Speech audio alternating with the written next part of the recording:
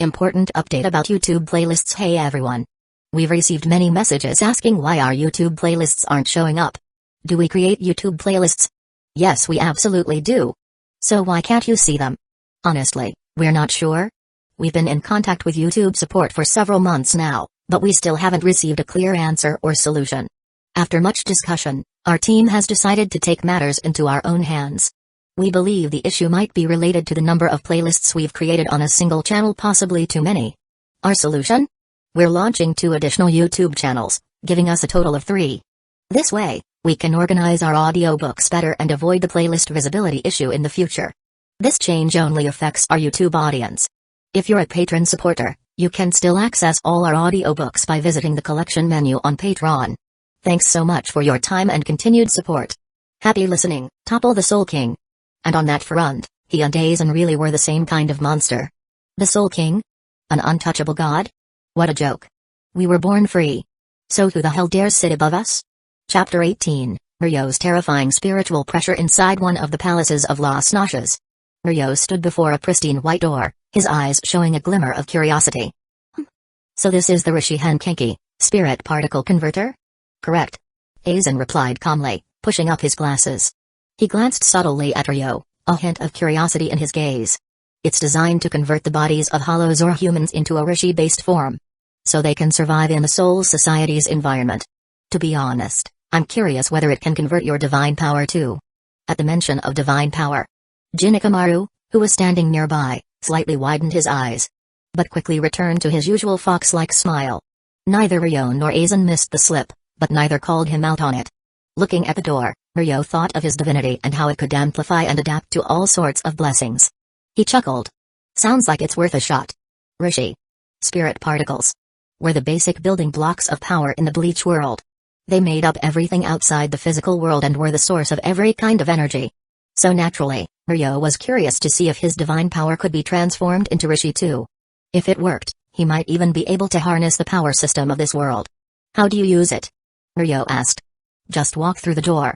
Aizen said, already shifting his attention to the computer linked to the gate. Clearly, he was interested in the data that would come from Ryo's conversion. Well, that's convenient. Ryo smiled and casually strolled toward the white gate. The door was about half a meter thick. Hefty for a door, but to Ryo, it was just 2 easy steps. Step. Step. He walked through it like it was a casual stroll in the park. And in that instant, the entire world trembled with a low hum. A sea of crimson, darker than blood, erupted and engulfed the palace like an abyss devouring light, obliterating every other color. It was spiritual pressure. Actual, physicalized spiritual pressure. Inside the room, Jin and Tosin instinctively gripped their Zanpakutos. Cold sweat dripped down their faces. Whoa, whoa. Is this for real? That level of spiritual pressure. It rivals Stark. Maybe even more. Tosin muttered, gritting his teeth, his face pale. Coyote Stark. The Primera Espada.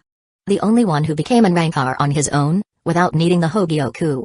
His spiritual pressure was so immense, he had to split himself just to exist. Even other Vasto Lord-class hollows couldn't get near him without being crushed into spirit particles instantly. By spiritual pressure alone, even Aizen admitted he was inferior to Stark. And yet, right now, Ryo's spiritual pressure was not only matching Stark's. It was surpassing it by a huge margin. If this keeps rising.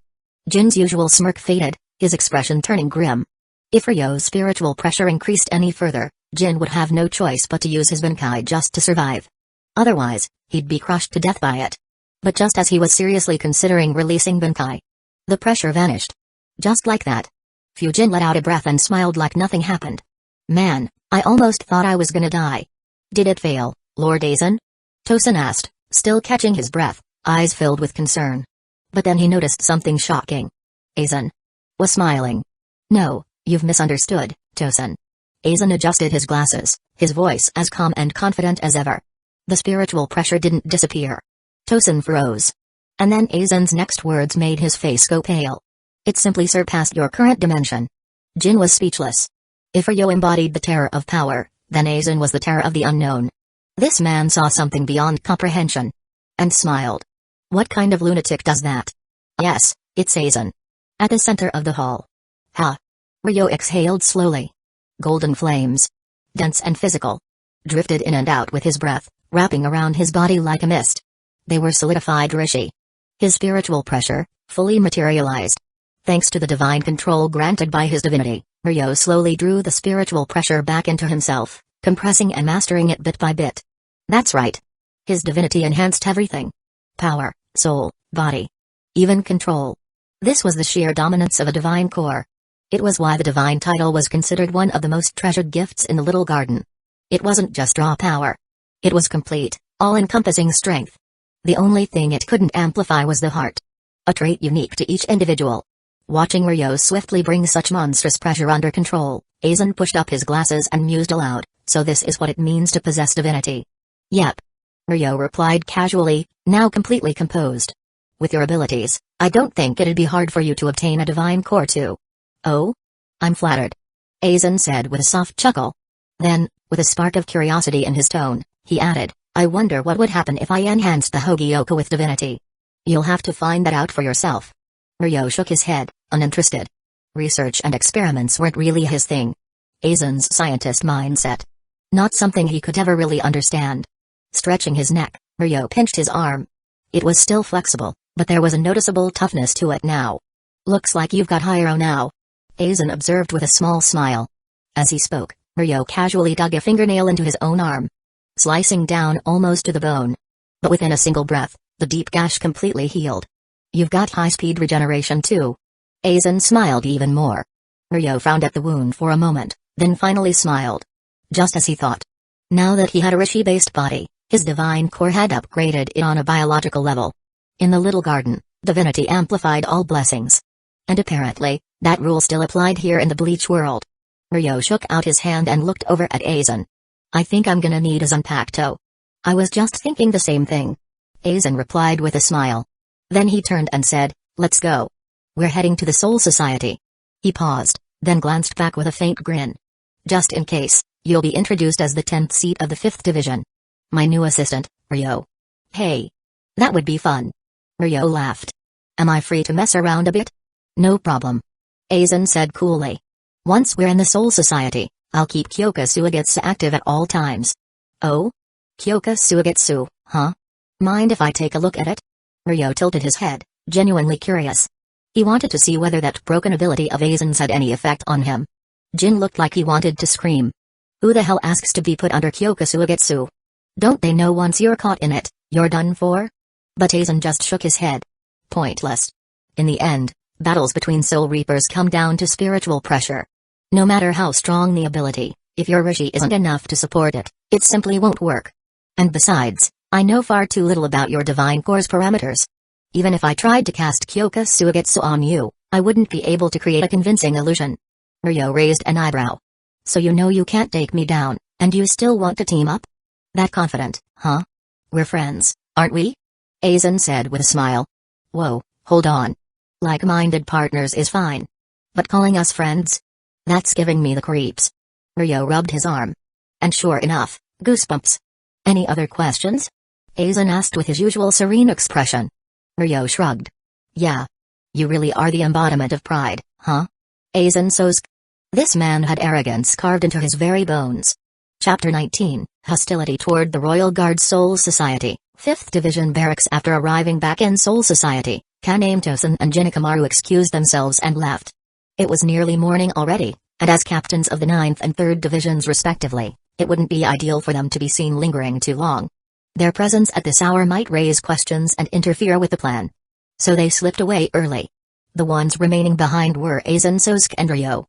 20 minutes later Ryo sat cross-legged on the tatami floor, holding a slender, finely crafted blade in his hands. A Zanpakuto. Forged from a Shinigami's very soul, this spiritual weapon takes shape based on the wielder's own essence. It's the Shinigami's primary means of battle. The one in Ryo's hands now, about 1.3 meters long, was a standard Isaki, the unfinished base form of a Zanpakuto. He had just received it from Aizen. Ryo stared intently at the blade, his voice low and grim. So, how many had to die to make this thing? Roughly 5 Shinigami souls went into this one. Aizen replied mildly from across the room, still exuding his usual calm, kind demeanor. He was practicing calligraphy, a habit he used to center himself every morning. Even though he hadn't slept all night, the routine hadn't changed. Ryo scoffed under his breath at Aizen's answer. Soul Society really is messed up, Huh.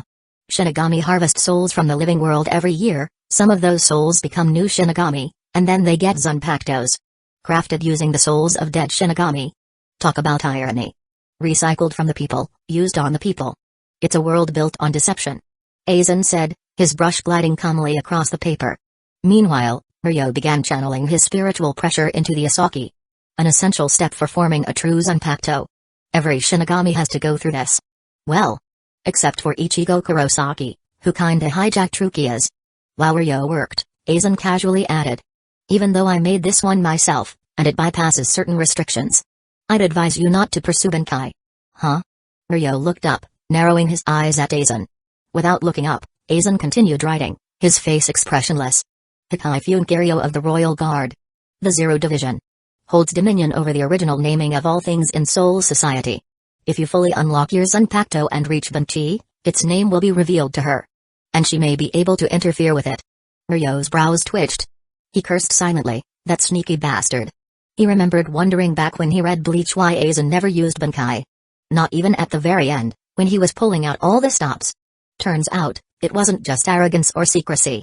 He was guarding against a blindside from the Royal Guard. That left a bitter taste. It pissed him off. Royally. He wiped down his blade in silence, his frustration simmering beneath the surface. It sucks, doesn't it? Having a power right there in front of you and knowing you can't reach for it. In that moment, Ryo finally understood why Aizen resented the Royal Guard. Because he did too. It's like creating a novel, building the world, shaping every character. And then being told its IP rights don't belong to you. Screw that. Still polishing his blade, Ryo muttered. If the chance comes. How about we take the Royal Guard down? One day. Aizen replied calmly, finally pausing his writing to glance at the door. The sliding door opened with a soft rasp. A young woman entered, arms full of laundry, her hair tied back in a neat bun. Captain Aizen, I finished washing the clothes from the other day. Also, since the weather's getting warmer, I thought it might be time to switch the blankets in your room. Huh? She froze the moment she saw Ryo. Wait. Why is there a man in Captain Aizen's room? What's going on? Ryo's expression turned a bit awkward. This is. Sitting at his desk, Aizen shook his head and sighed. Still forgetting people, huh? Ryo, you've really let your memory slip. That's my vice captain, Hinamori Momo. Oh. Ryo snapped his fingers like he just remembered. Of course. I almost didn't recognize her. Yes, Aizen's devoted little fan. Hinamori Momo. The same one who got stabbed 3 times and still didn't die. Clingy, delusional, and practically glued to Aizen's shadow. No wonder she did his laundry and fussed over his blankets. She was already playing house. Momo began to sweat nervously. Crap. I didn't recognize Mr. Ryo either. If Aizen found out she didn't remember a seated officer, would he think she was the one with memory problems? What if he deemed her unfit to handle squad duties and replaced her? No way. That couldn't happen. She quickly plastered on a forced smile. Of course, Ryo's achy. Fake it till you make it. Besides, she kind of recognized his face. Suddenly, a memory surfaced. She'd seen his name on a roster while sorting division files. He was the 10th seat of the 5th division. Relieved, she smiled sincerely this time. So what brings you here so early today? Official business? Ryo gave her a relaxed shrug. Something like that. I already filed the report. I see. Momo nodded, then looked toward Aizen. Captain, what about these clothes? Just put them where they usually go. Aizen said with a kind smile. Yes, sir. She replied quickly and disappeared into the other room. Ryo glanced at her retreating back, then looked at Aizen. Is she your little wife or something? Aizen didn't respond. He simply smiled, his gaze calm and distant. Oh. Ryo said with a knowing nod. Translation, not important, still, he found it amusing. Was there really any warmth left in Aizen? That girl got stabbed 3 damn times and still clung to him like a puppy. Sure, she was lucky to survive, but Aizen was walking contradiction. Ryo didn't care much about Momo anyway. She was doomed. Probably by the very man she adored most. Because when it came to Aizen, love didn't exist. Soon, Momo returned, bowed to Aizen, and started to leave. But Aizen stopped her with a smile. Momo, it seems Ryo has forgotten the patrol routes again. Would you show him around Siriite AI? Eh? Momo blinked, clearly stunned. He forgot that too? Still, she didn't question the order. Of course, Captain. Tour guide, huh? Ryo smirked, standing up and slinging the blade over his shoulder. "Can I wander around as I please?" "Do what you want," Aizen said, picking up his brush again. Ryo shrugged and followed after Momo as they exited the barracks. Sayuri-Itai's side streets with a serious look on her face, Momo scolded him. "Ryo, honestly. Forgetting the layout of Sayuri-Itai? That's a bit ridiculous." The vice captain is so serious. Totally not cute at all." Ryo grinned, but in his mind, he was comparing her to Black Rabbit. That bunny always took things too seriously too. She'd shoulder burdens by herself, even during her downtime. But in terms of looks? She was in a whole different league. Divine tier beauty. Momo, by comparison, was, well, just a normal girl. Not cute. Momo looked genuinely offended. She was already annoyed. The 5th Division had always been the gold standard in Soul Society. Under Captain Aizen, they had a flawless record. And now they had a seated officer who couldn't even navigate Sayuri-Itai? Come on. They already had one Kenpachi who couldn't find his way around. Did they really need another? Maybe this was why Aizen had her show him around. And now this guy was calling her uncute. Talk about biting the hand that feeds you. She was fuming for a second, but then reconsidered. Maybe it wasn't really Ryo's fault. If he genuinely had poor memory, maybe his whole life was hard. It wouldn't be fair to expect perfect conduct. With a sigh, she softened her tone and said, "Okay, here's what we'll do. I'll show you around the 5th Division's jurisdiction today. Tonight, I'll draw up a map for you. Try to memorize it. If that doesn't work, we'll figure something else out." Ryo stopped walking. He looked at her silently for a moment. "What is it?" Momo blinked and touched her cheek, wondering if something was on her face. Ryo didn't answer right away. He just studied her for a second before saying flatly, "Vice Captain Hinamori, let me give you a bit of advice. Admiration is the furthest distance from understanding." "Huh?" Hinamori Momo tilted her head, confused. She had no idea what he meant. But Ryo didn't explain. He turned his head slightly, looking toward a bend in the alley. From around the corner, a gentle, graceful figure stepped into view. Wearing a captain's hori, her long braided hair tied beneath her chin. Captain Retsuo Nohana of the 4th Division. Ryo narrowed his eyes slightly. Chapter 20, The Incoming Ryoka Omai, Vice Captain Hinamori. A gentle voice greeted her, coming from a woman with neatly braided hair and a serene smile. It was Retsuo Nohana, Captain of Division 4, one of the oldest and most respected captains in the 13th Division of Imperial Guards. The moment she heard her, Hinamori Momo straightened up instinctively, replying with nervous politeness. "Good morning, Captain Anohana." "Oh, it's you, Momo." Another voice spoke up as a tall, silver-haired woman stepped out from the alley behind Anohana. It was Izane Katetsu, Vice Captain of Division 4. Seeing someone she was on friendly terms with, Momo visibly relaxed and smiled. "Morning, Izane." At that moment, Anohana turned her gaze to the young man standing beside Momo and asked with a soft smile, "By the way, Vice Captain Hinamori, who's this?" "This is Ryo Yagami, our division's 10th seat." Momo quickly explained. "Ah, no wonder he seemed unfamiliar." Anohana said with a polite nod toward him. "See Captain Anohana." Ryo responded with an almost starstruck expression, as if meeting a celebrity. He even added a slight nervous tremble for effect. Anohana laughed softly behind her sleeve, the image of elegant grace. "No need to be so tense. I don't bite." "A newbie, huh?" Izane said with a nostalgic chuckle, arms crossed. In the strict hierarchy of the Soul Society, it was completely normal for rookies to get nervous around captains. Seeing Ryo act so uptight reminded Izane of her own early days. Just then, Momo asked respectfully, "Captain Anohana, are you here about the injured Shinigami who returned yesterday?" The 5th Division often handled rescue operations for Shinigami stationed in the human world, while Division 4 was in charge of medical care. So the two divisions frequently collaborated. However, it was rare for Captain Anohana herself to show up. Normally, any transfers were handled between Momo and Izane. Anohana nodded lightly. "Yes.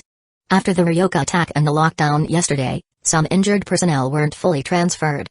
I've come to bring the rest back." "Oh, I see. Because of the Ryoka."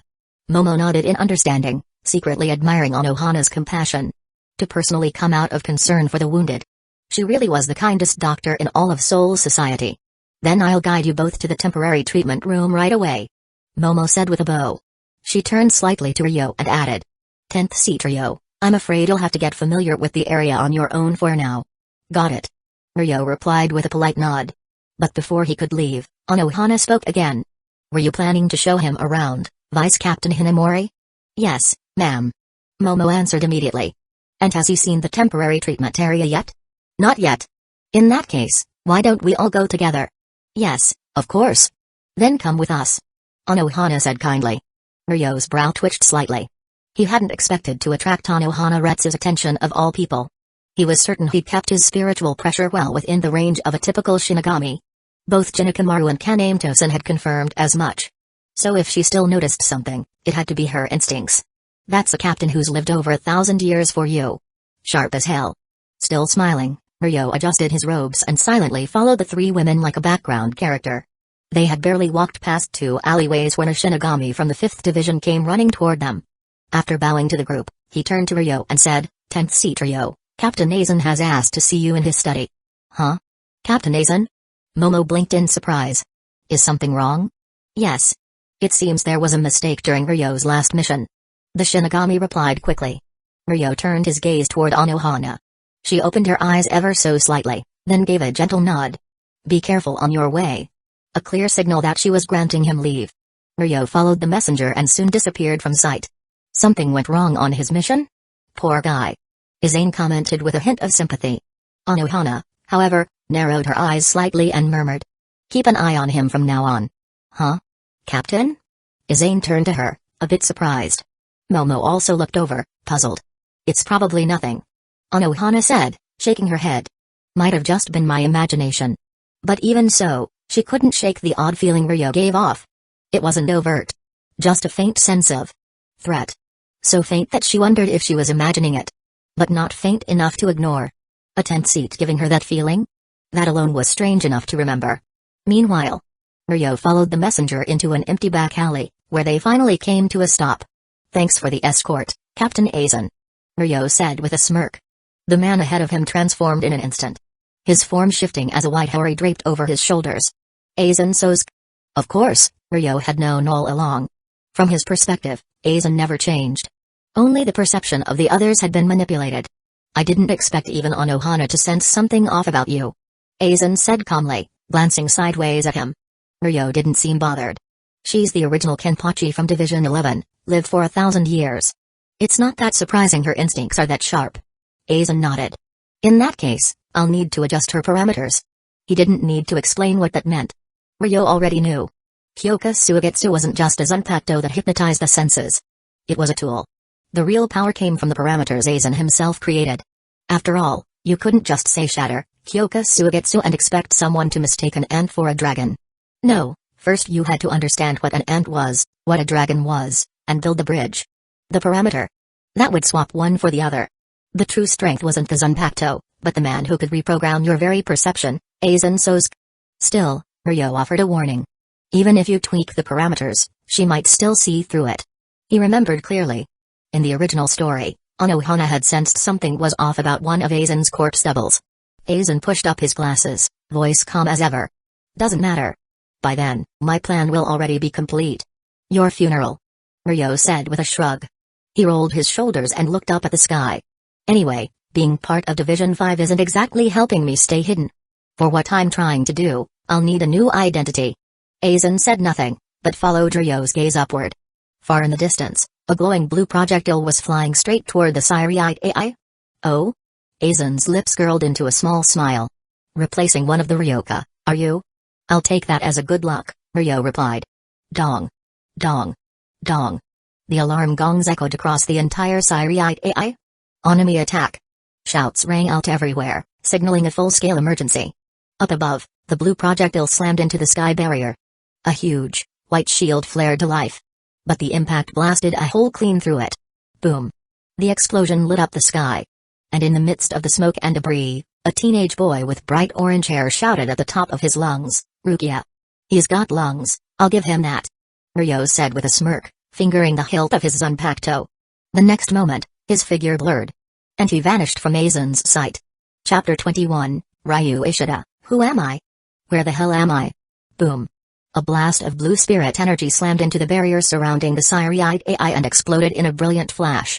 The sudden impact left Ichigo Kurosaki, Yasuda Urasato Chad, Ryu Ishida, Orihime Inoue, and Ganju Shiba completely dumbfounded inside the spirit energy cannon. Then, everyone started screaming like the sky was falling. Crap. Still midair, Ryu's pupils shrank in panic. At this rate, we're all gonna get scattered. Raiding the Syriite AI while getting split up? That was practically a death sentence. Glancing around frantically, Ryu noticed that everyone was being flung in different directions. After a brief moment of hesitation, he forced himself to steer using spirit particles, guiding his trajectory toward the only girl in the group. Orihime. It wasn't because he had a crush on her or anything. But letting a girl wander alone through enemy territory? Yeah, no. Bad things were almost guaranteed to happen. His effort paid off. He managed to get a bit closer to her. Whoosh. Wind howled in his ears. Thump. Ryu crash-landed onto the roof of a house. Fortunately, the energy from the spirit cannon had left a protective buffer around him, so he got away with just a rough landing. No real injuries. He got up quickly and scanned the area. Orihime should have landed nearby. From this height, it shouldn't take long to. He stopped mid-sentence. There. Right at the edge of the rooftop. A man sat calmly, dressed in a black shayakusho. Dark hair. Black eyes. Handsome to the point it was almost off-putting. And he was smiling at Ryu. Ryu gulped. He knew he'd landed on a rooftop. But a random guy chilling on the roof like it was nothing? That didn't feel random at all. So. I was targeted the moment I landed? And he got here without me even noticing. A powerful enemy. No. A terrifyingly powerful enemy. In that instant, Ryu's mind flashed back to a few days ago. To that guy. The cold, merciless face of the man who nearly killed Ichigo. If he remembered right, that guy was the captain of Division 6 in the 13th Division of Imperial Guards. His speed had been overwhelming, too. Just like this guy. So. What? He'd landed right in front of a captain? For once, even someone as composed as Ryu felt a little faint. It was like a newbie fresh out of the tutorial zone running into a level 99 boss sitting right at the entrance of the village. And then the man. Ryo. Idly spun the hilt of his Zanpakuto and said, "Nice to meet you, Mr. Ryu Ishida." Ryu's pupils twitched. He didn't respond. Right now, with zero information about the situation, silence seemed like his best move. Maybe the guy would slip up and reveal something useful. Ryo didn't seem bothered by the lack of response. He just casually pulled out a pocket watch and checked the hands.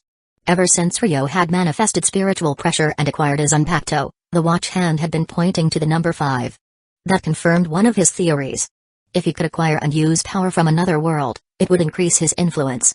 Back when he'd met Retsuano Hana, the watch hadn't moved at all. Which made sense. An oddball from Division 5 wasn't likely to leave much of an impact on someone like her.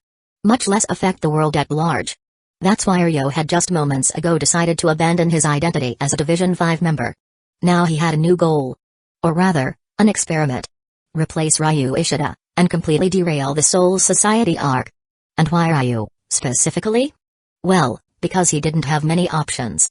Ichigo had too many eyes on him. Chad's power was too weird to copy. Orihime? A girl with even weirder powers. That left Ryu. Ryo tucked the watch away, rubbing his chin as he looked Ryu over. Center-parted hair, glasses, cold expression, white Quincy cross uniform. Kind of a Bishonen, in a nerdy way.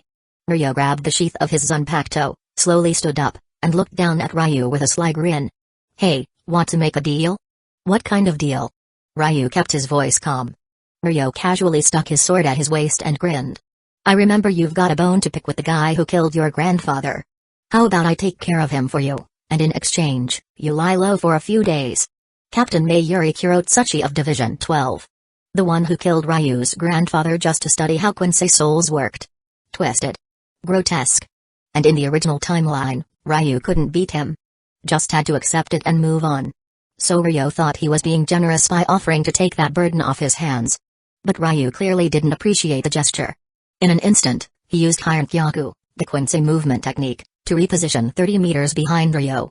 The silver cross bracelet on his wrist glowed, manifesting into a glowing blue spirit bow. An arrow of blue energy pointed straight at Ryo's back. Ryu's eyes were bloodshot. His voice low and gravelly. Who killed my grandfather? The sudden news had short-circuited his brain. Logic was gone. All he could think about was using force to get answers. He already hated Shinigamis because of that death. Now his rage was bubbling over. But the fury didn't matter. Captain of Division 12. Mayuri Kurotsuchi. The answer came not from in front of him, but from right beside his ear. Ryu's eyes went wide. He tried to dodge with Hienkyaku, but his body wouldn't move. He was paralyzed. A hand gripped his wrist, touching the Quincy cross. Then came a curious voice, "Oh?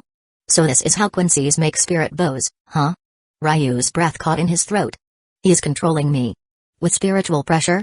But I can't even feel it. What is this guy?" He watched helplessly as Ryo took his spirit bow, activated the complex Quincy device like he'd been born with it, and then used Hieron-kyaku to create dozens of afterimages in a blur around him. Then he watched, horrified, as Ryo transformed. Piece by piece, Ryo took on Ryu's appearance. Stripped him down. Put on a shiakusho. Dragged him into a nearby house. "You'll stay here for the next 7 days. Don't worry. Your body will unfreeze on its own by then. As for food, well, Quincy's can just absorb Rishi spirit particles from the air in Soul Society." Ryu stared in disbelief as the bedroom door slowly shut. "A Shinigami can use a Quincy spirit bow. And Hieron-kyaku. Then am I a Quincy? Or a Shinigami? No. Who the hell am I? So, what was even the point of coming to Soul Society?" Ryo Yagami, now wearing his brand new Ryu Ishida disguise, played with the stolen spirit bow as he gracefully stepped outside using Hieron-kyaku. Learned with just a glance. He stored his Zanpakuto inside a gift card, then strolled through 3 alleyways like he owned the place. But just as he turned a corner, a pair of hands suddenly reached out toward him. Chapter 22, Orihime. A hand suddenly reached out from around the corner, clamping over Ryo's mouth and yanking him back, slamming him into the wall. Through it all, Ryo didn't resist. He simply turned his eyes toward the person behind him. A girl with long orange hair, nervously peeking out like a curious ostrich. Orihime. A teenage girl with a face and figure way beyond her years. And right now, she had him pinned in a corner, hands still over his mouth. Their bodies were practically pressed together. His back against her chest. If the context of the world hadn't been so serious, Ryo might have thought he'd stumbled into some Riz-adult scenario. But nope. Just his imagination running wild. Once she was sure the coast was clear, Orihime finally let out a relieved breath and took her hand away, puffing out her cheeks in frustration. "Ryu-kun, what were you thinking? Walking around so casually like that? What if someone saw you?" She'd just seen Ryu Ishida, or rather, Ryo pretending to be him, strutting through the alley without a care in the world, and it nearly gave her a heart attack. Didn't he know she had just evaded a Shinigami patrol? They were still nearby. If Ryu got spotted, wouldn't he end up beaten to death by those meathead Shinigami whose muscles were probably bigger than her entire head? Ryu-kun is usually more careful than this. Orihime silently grumbled. Getting spotted would actually be ideal. Ryo replied with a faint smile, mimicking Aizen's calm demeanor. He adjusted his glasses and said coolly, "Orihime, don't you realize? The more attention I draw here, the less pressure Ichigo has to face. That raises the chances we can rescue Rukia. Ichigo Kurosaki. Rukia's rescue." By name-dropping both the protagonist and their mission, Ryo was betting that Orihime wouldn't suspect a thing. And just as he predicted, she froze for a second. Then quickly bowed her head with a red face. Sorry, Ryu-kun. I misunderstood. I didn't mean to mess up your plan." Ryo adjusted his glasses again, deadpan. "Isn't an apology supposed to show something?" Yeah. Orihime, still half bowed, tilted her head in confusion. Ryo stared at her for a moment. Then gave a mischievous grin. "Just kidding." "Ah. That was a joke, huh?" Orihime giggled awkwardly and scratched the back of her head. Ryo smiled softly as he watched her. In truth, he had been joking. But it was intentional. He was testing whether breaking character as Ryu would make her suspicious. And now it was clear. She wasn't the least bit suspicious. Which meant she probably wasn't that close to Ryu in the first place. At least not enough to notice small differences in his behavior. That worked in Ryo's favor. He wouldn't need to try too hard to act like Ryu Ishida. As long as he summoned a spirit bow and moved like a Quincy, no one would question him. And why could he use a Quincy bow? Simple. The reason most Shinigami couldn't use Quincy weapons was their low control over Rishi. But Ryo's control was leagues above Ishida's. So naturally, if Ishida could do it, Ryo could do it better. In short, there was no risk of being exposed. At least not right now. With that thought, Ryo calmly adjusted his glasses again and said, "Well, since that plan's out the window, time for Plan B." "Plan B?" Orihime blinked, tilting her head. She knew she wasn't the brightest, so she completely trusted Ryu. He always had the top grades. No way his ideas would lead them wrong. "Mission, undercover espionage," Ryo declared as he reached behind his back. Pulling 2 sets of shiakozu from his gift card inventory. "We'll infiltrate the ranks of the Shinigami, figure out where Rukia is being held, and pass the info to Ichigo." Whoa. That's genius. Orihime clapped her hands in sudden awe. Ryo wasn't surprised. In her eyes, he was Ryu Ishida, and she clearly dropped her guard. As long as his ideas didn't sound too dumb, she wouldn't question him. He handed her one of the uniforms. Let's not waste time. We need to change out of these obvious outfits. Okay. Without hesitation, Orihime started undressing right in front of him. For a second, Ryo was speechless. A few moments later, with most of the uniform on, Orihime was struggling with the last adjustments. She cinched the waist tight, then turned toward him with a puzzled look. Ryu-kun? Aren't you gonna change too? Ryo stayed silent for a moment. Then realized something. He'd just gone from being Team Rukia a second ago to a full-on Orihime stan. Guess that's just human nature. Your values follow your senses. He changed quickly, then noticed Orihime tugging uncomfortably at her uniform. What's wrong? He asked with a slight frown. It's too tight. I can barely breathe. She complained, clearly struggling. That was the biggest size I could find. Ryo replied, at a bit of a loss. He'd looted it earlier from a Shinigami's home, specifically grabbing the largest available size. And still it was tight? He had no words. Orihime looked down and sighed. Yup. Still couldn't see her feet. Her chest was just that in the way. I'm sorry. I can't even wear a uniform properly. Ryo gently patted her shoulder, trying to reassure her. It's fine. You look good enough. He then continued. We'll pretend we got separated from the 5th Division during a hollow pursuit and blend in with another squad. Ideally, we'll run into a captain from the 13th Division. Huh? A captain? Orihime blinked. Didn't Yoruichi-san say we should avoid them? Yoruichi Shiyuin, huh? One of the people resisting Aizen behind the scenes. Ryo's glasses glinted as he lowered his gaze. Orihime, if Rukia is set for execution over a serious crime, then she's probably locked up in some high-security prison. And those places? Only captains would know how to access them. That makes sense. Orihime said, rubbing the back of her head. Ryo smiled warmly. Also, it's not like I haven't faced a captain before. And if it's just one of them, I'm pretty sure I can take them. Seriously? Ryu-kun, you're amazing. Orihime's eyes sparkled in disbelief. She couldn't believe someone could stand up to one of the terrifying captains Yoruichi had warned them about. Seeing her look of admiration, Ryo adjusted his glasses again, flashing a confident smile. Stick with me. As long as I'm here, nothing stands in our way. Okay. Orihime nodded eagerly, eyes full of trust. Ha. Ha. What did I just hear? Is this a comedy skit? Nothing stands in our way. Are you serious right now? Laughter rang out from the shadows around them. Ryo turned slightly and spotted a man with a bizarre yin-yang face, wearing a captain's hori. Standing beside him was a tall, sultry woman with a long ponytail. Captain of Squad 12, Mayuri Kurotsuchi. And his lieutenant, Nemu Kurotsuchi. Ryo pushed up his glasses, a faint smile on his lips. Looks like his first experimental subject had just walked into the trap on his own. So time to kill a captain?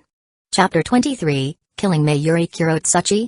When Ryo saw Mayuri Kurotsuchi standing squarely in the middle of the road, he tilted his head slightly and said to Orihime, step back into that alley behind me. No need to go far. Okay. Be careful, Ryu-kun. Orihime didn't argue. She quietly slipped behind Ryo, trusting his judgment. She knew her strength lay in healing, not fighting. In a situation like this, the smartest thing to do was follow his lead. Mayuri only spared Orihime a brief glance before losing interest entirely. To him, she was just another pretty face. No spiritual pressure to speak of, no killing intent, and her delicate, pale fingers were clearly not those of a warrior. Even if she had some kind of ability, she wasn't a threat. By contrast, Ryo's appearance, his disguise, caught his attention much more. Ignoring Orihime's retreat, Mayuri's eyes scanned Ryo up and down, finally locking onto the cross-shaped bracelet on his hand. That bracelet. It's a Quincy spirit bow, isn't it? As you can see. Ryo adjusted his glasses, tone flat and casual. Since he was pretending to be Ryu Ishida, he might as well play the part properly. Oh? Then do you happen to know someone named Soken Ishida? Soken Ishida was Ryu's grandfather. Widely known as the last Quincy. Years ago, when Ryu was still a child, Soken was attacked by hollows and killed while trying to protect him. His soul was supposedly rescued by the Shinigami and brought into Soul Society. At least, that was the official story. But judging by Mayuri's twisted grin, it was obvious there was more to the tale. Mayuri lazily played with his fingers, eyes narrowing with a sinister glint. It was clear he believed Ryo would care deeply about Soken Ishida. Seeing that, Ryo raised an eyebrow slightly and played along. You've met him? Mayuri grinned and held up one finger, voice full of mock cheer. Met him? I dissected him when that old man got ambushed by hollows. He called for help from Soul Society. I went out of my way to stall the rescue team and got my hands on his soul. Thinking back, that was a few years ago now. Oh, and before he faded away, he kept calling one name. Ryu. That's your name, isn't it? No way. Orihime, hiding in the alley, turned pale. She might be a little airheaded sometimes, but she wasn't dumb. It was easy to piece together that Soka Nishita was related to Ryu Ishida. But for Mayuri to have intentionally let him die, then dissected him like some lab rat. That was something she couldn't even begin to understand. How could anyone be that cruel? Ryo lowered his head slightly, glasses hiding his eyes. Seeing that, Mayuri continued to twirl his fingers, smirking. So, you're Soken's grandson, aren't you? Spiritual pressure erupted from Ryo like a thundercloud, rolling down the narrow alleyway with a suffocating presence. Mayuri only smirked in return. He gauged the power and looked unimpressed. The old man died before I could finish studying him. I had to put my Quincy research on hold. Mayuri said, raising 3 fingers. But now, looks like I can pick up where I left off. 3. 2.1. Drop. Ryo didn't move. He stood there calmly, eyes fixed on Mayuri. Mayuri's grin twitched, then dropped into a confused scowl. What the? Where's the toxin I released into the air? With the time that's passed and your spiritual pressure spiking, it should have already spread through your body. This entire setup. His speech, his taunts, was all just a distraction. A way to trigger the airborne Rishi toxin he laced throughout the area and incapacitate Ryo without a fight. But clearly, things weren't going according to plan. Oh, you mean those Rishi particles floating in the air? Ryo adjusted his glasses again, his gaze calm and flat. That kind of thing. I just crushed it with my spiritual pressure. Boom. A wave of crimson spiritual energy flooded the alley like blood, staining the world red. Everything, from the walls to the ground to the very air, was consumed in that scarlet glow. For a moment, Mayuri couldn't move at all. This level of spiritual pressure? No way. You're just a Quincy. Ryo didn't answer. He raised his arm slowly, and in a flash of red light, a glowing gold-red spirit bow formed in his hand. Wait, let's talk this out. Killing me won't do you any good. Now Mayuri was panicking. The crushing weight of Ryo's spiritual pressure pinned him down, rendering him helpless. If he died like this, before he could even use his Benkei, it'd be over. But if he could stall just a few seconds more, he could unleash his Benkei, spike his spiritual pressure tenfold, and maybe claw his way out. Killing me won't benefit you. Ryo smiled as he pulled the bowstring back, that terrifying spiritual energy concentrating at the tip. Mayuri shivered. The only time he'd felt something like this was from Kinpachi's Araki at full power. It was the kind of force that could erase him in an instant. Let's make a deal. Tell me what you want. I'll give you anything. Mayuri's mouth was the only thing he could move now, and he was frantically running it. He just wanted to nab a Furioka and maybe snag a new test subject. He didn't expect to walk into a death trap. Dying like this? No way. Not him. Anything? Ryo's eyes narrowed. He glanced behind Mayuri, where a girl was kneeling under the weight of his spiritual pressure. That girl was Nemukuro Tsuchi, his lieutenant. Seeing that, Mayuri seemed to understand what Ryo meant. He shouted without hesitation, "Fine. I get it. Then, without missing a beat, Nemu. From this moment on, he's your master. You got that?" Nemu blinked, seemingly stunned as she stared at Mayuri's back. When she didn't respond, Mayuri snapped in anger. "Did you hear me? You're no longer my creation." Still no response. Mayuri quickly turned back to Ryo. "That's good enough, right?" Ryo gave a small nod. Mayuri, thinking he dodged death, began to smile in relief. And then, "Goodbye." Ryo let go of the string. Boom. A blinding crimson beam tore through Mayuri's body, pierced straight through a dozen alleyways and buildings, and smashed into the protective wall surrounding the Syriite AI, blasting a massive hole into it. Clang. Clang. Clang.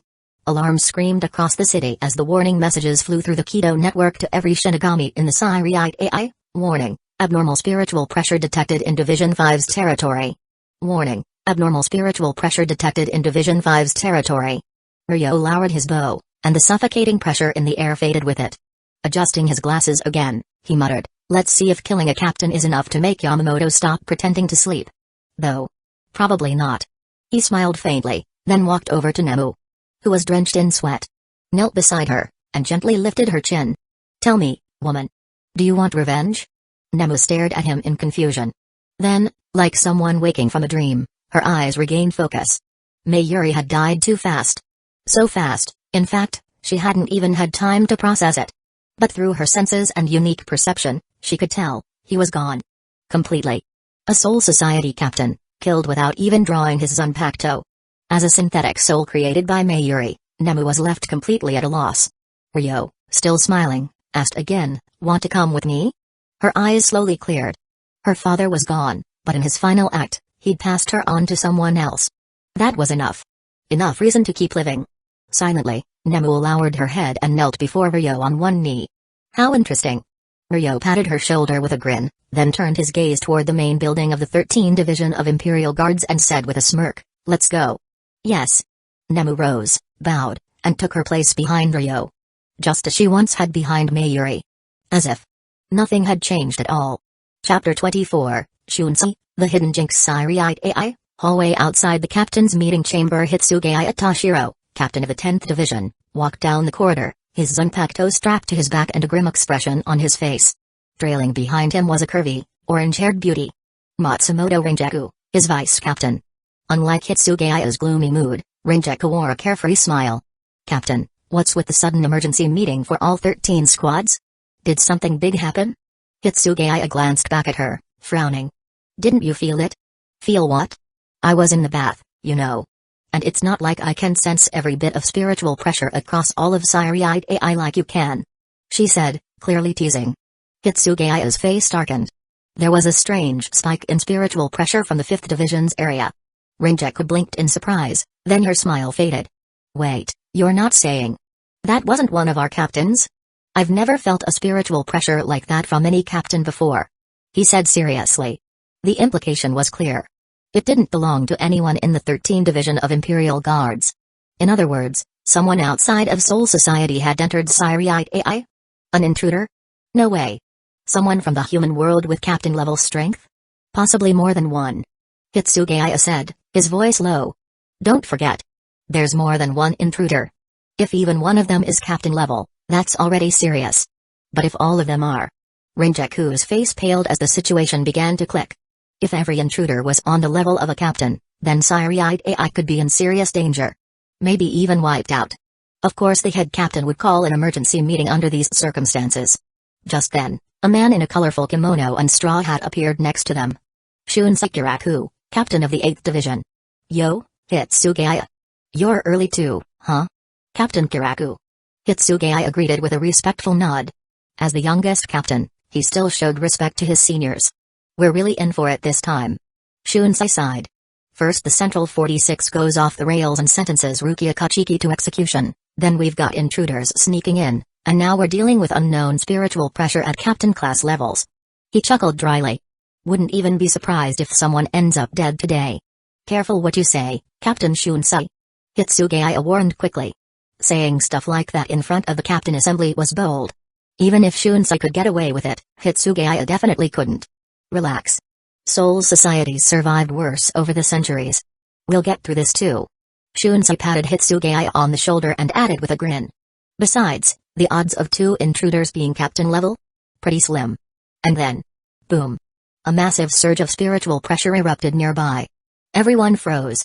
Rinjaku's eyes widened in shock. That's... Captain Zaraki's spiritual pressure. Kenpachi Zaraki, captain of the 11th Division. The most battle-hungry fighter in all of Soul Society.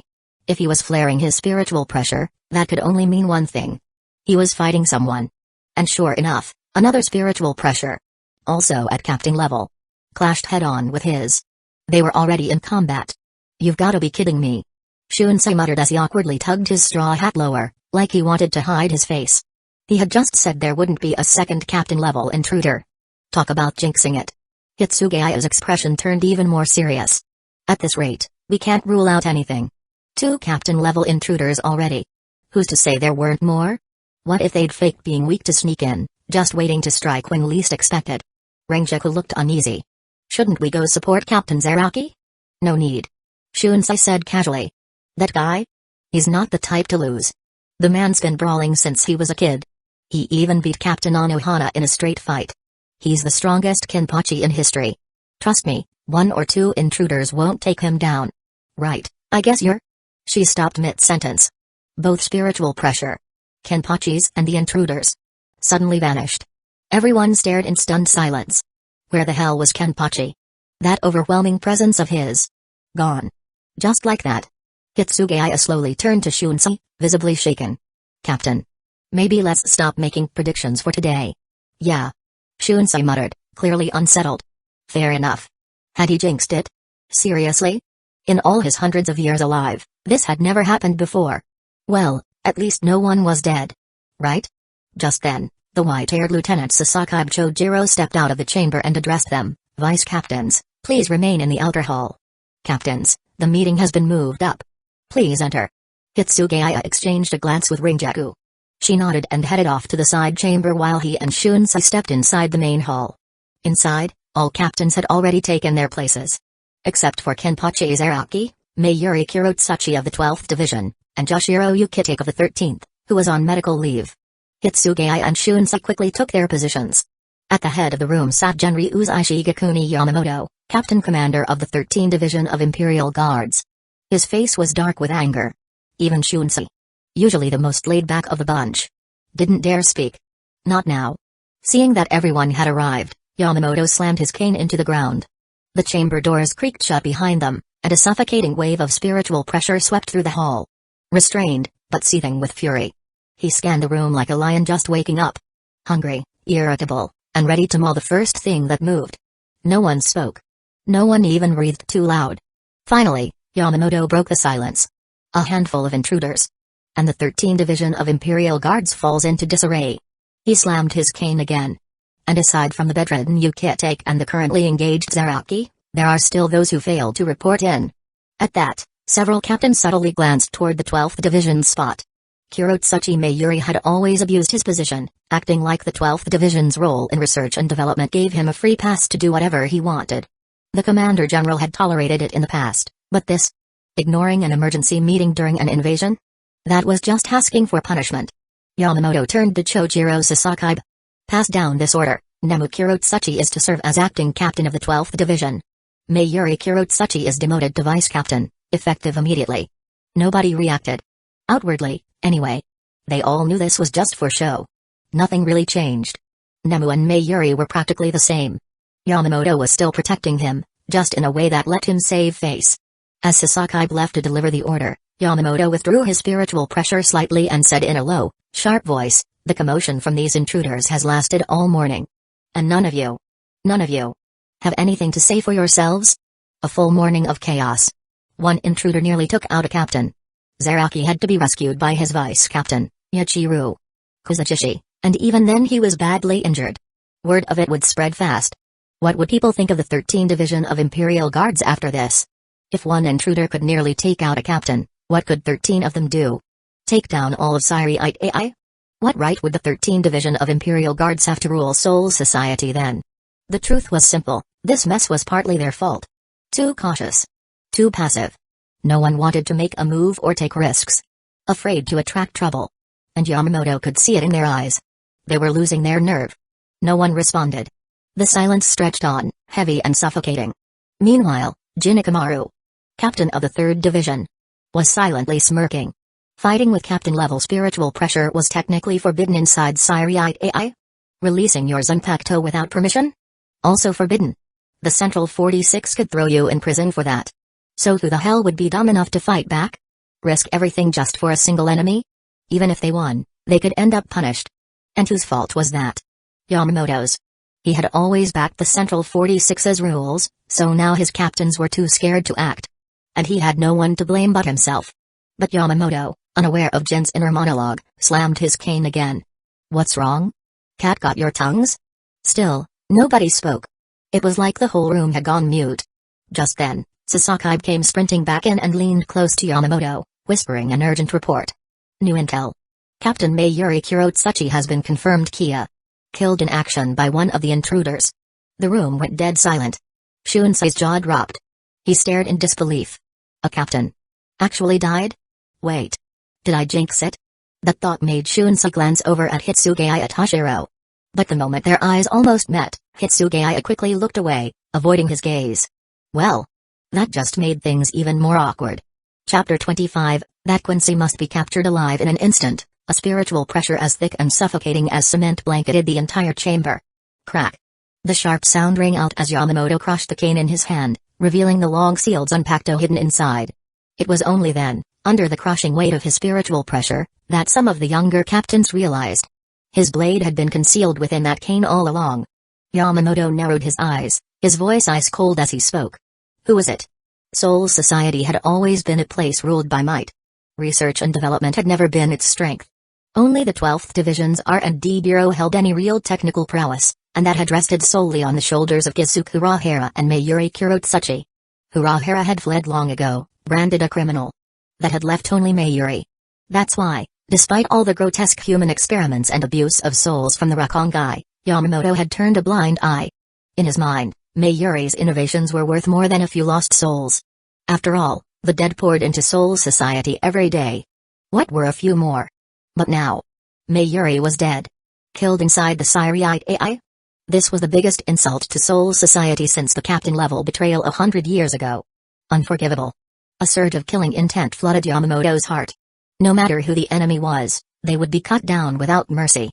To restore order, and uphold the laws of the Soul Society.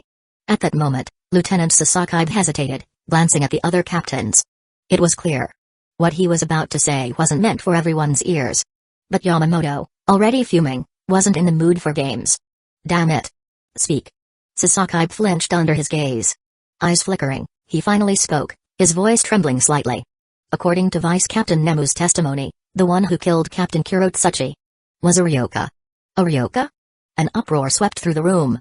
They all suspected it, but to hear confirmation that a Ryoka had actually killed a captain was something else entirely. This wasn't like Kenpachi's Araki charging into battle and going down in mutual destruction. Mayuri had been taken out. Clean. This wasn't a fight. This was an execution. And it wasn't during an internal reshuffle or another betrayal. A captain had been slain inside the Siriite AI, during a Ryoka invasion. This was unprecedented. The first time in 1,000 years. Yamamoto, trying to suppress his rising fury, sensed something off in Sasaki's words. His voice thundered, all of it. Now. Faced with the captain commander's rage, Sasaki didn't dare hide anything. Gritting his teeth, he continued, the Ryoka who killed Captain Kurotsuchi is believed to be a Quincy. What? Yamamoto stood up abruptly. A Quincy? His eyes shot toward the 5th Division, searching. Probing for any familiar spiritual signature. But after a moment, his expression twisted in confusion. No. This isn't his spiritual pressure. His words left several captains scratching their heads. Not his? Who's him? Why did the captain commander sound so shaken? But among the captains, only the few ancient veterans, Shunsi, Anohana, and Aizen, understood who he meant. Huak. The progenitor of the Quincy. The one Yamamoto himself had defeated and sealed 1,000 years ago. And now, he was certain. The spiritual pressure that killed Mayuri didn't belong to Huak. Yamamoto didn't explain further. He simply frowned and muttered, if it's not him, then every Captain Class Quincy should have already been eliminated. Shunsi, who knew far more than he let on, adjusted the brim of his straw hat and suggested quietly, old man. Is it possible this Quincy only just awakened recently? Impossible. Yamamoto said flatly. 200 years ago, the Quincy were nearly wiped out. Their population now is barely over 100. With so few people, and their traditions broken, there's no way one could have reached captain level. He suddenly stopped mid-sentence. His spiritual pressure surged, unstable.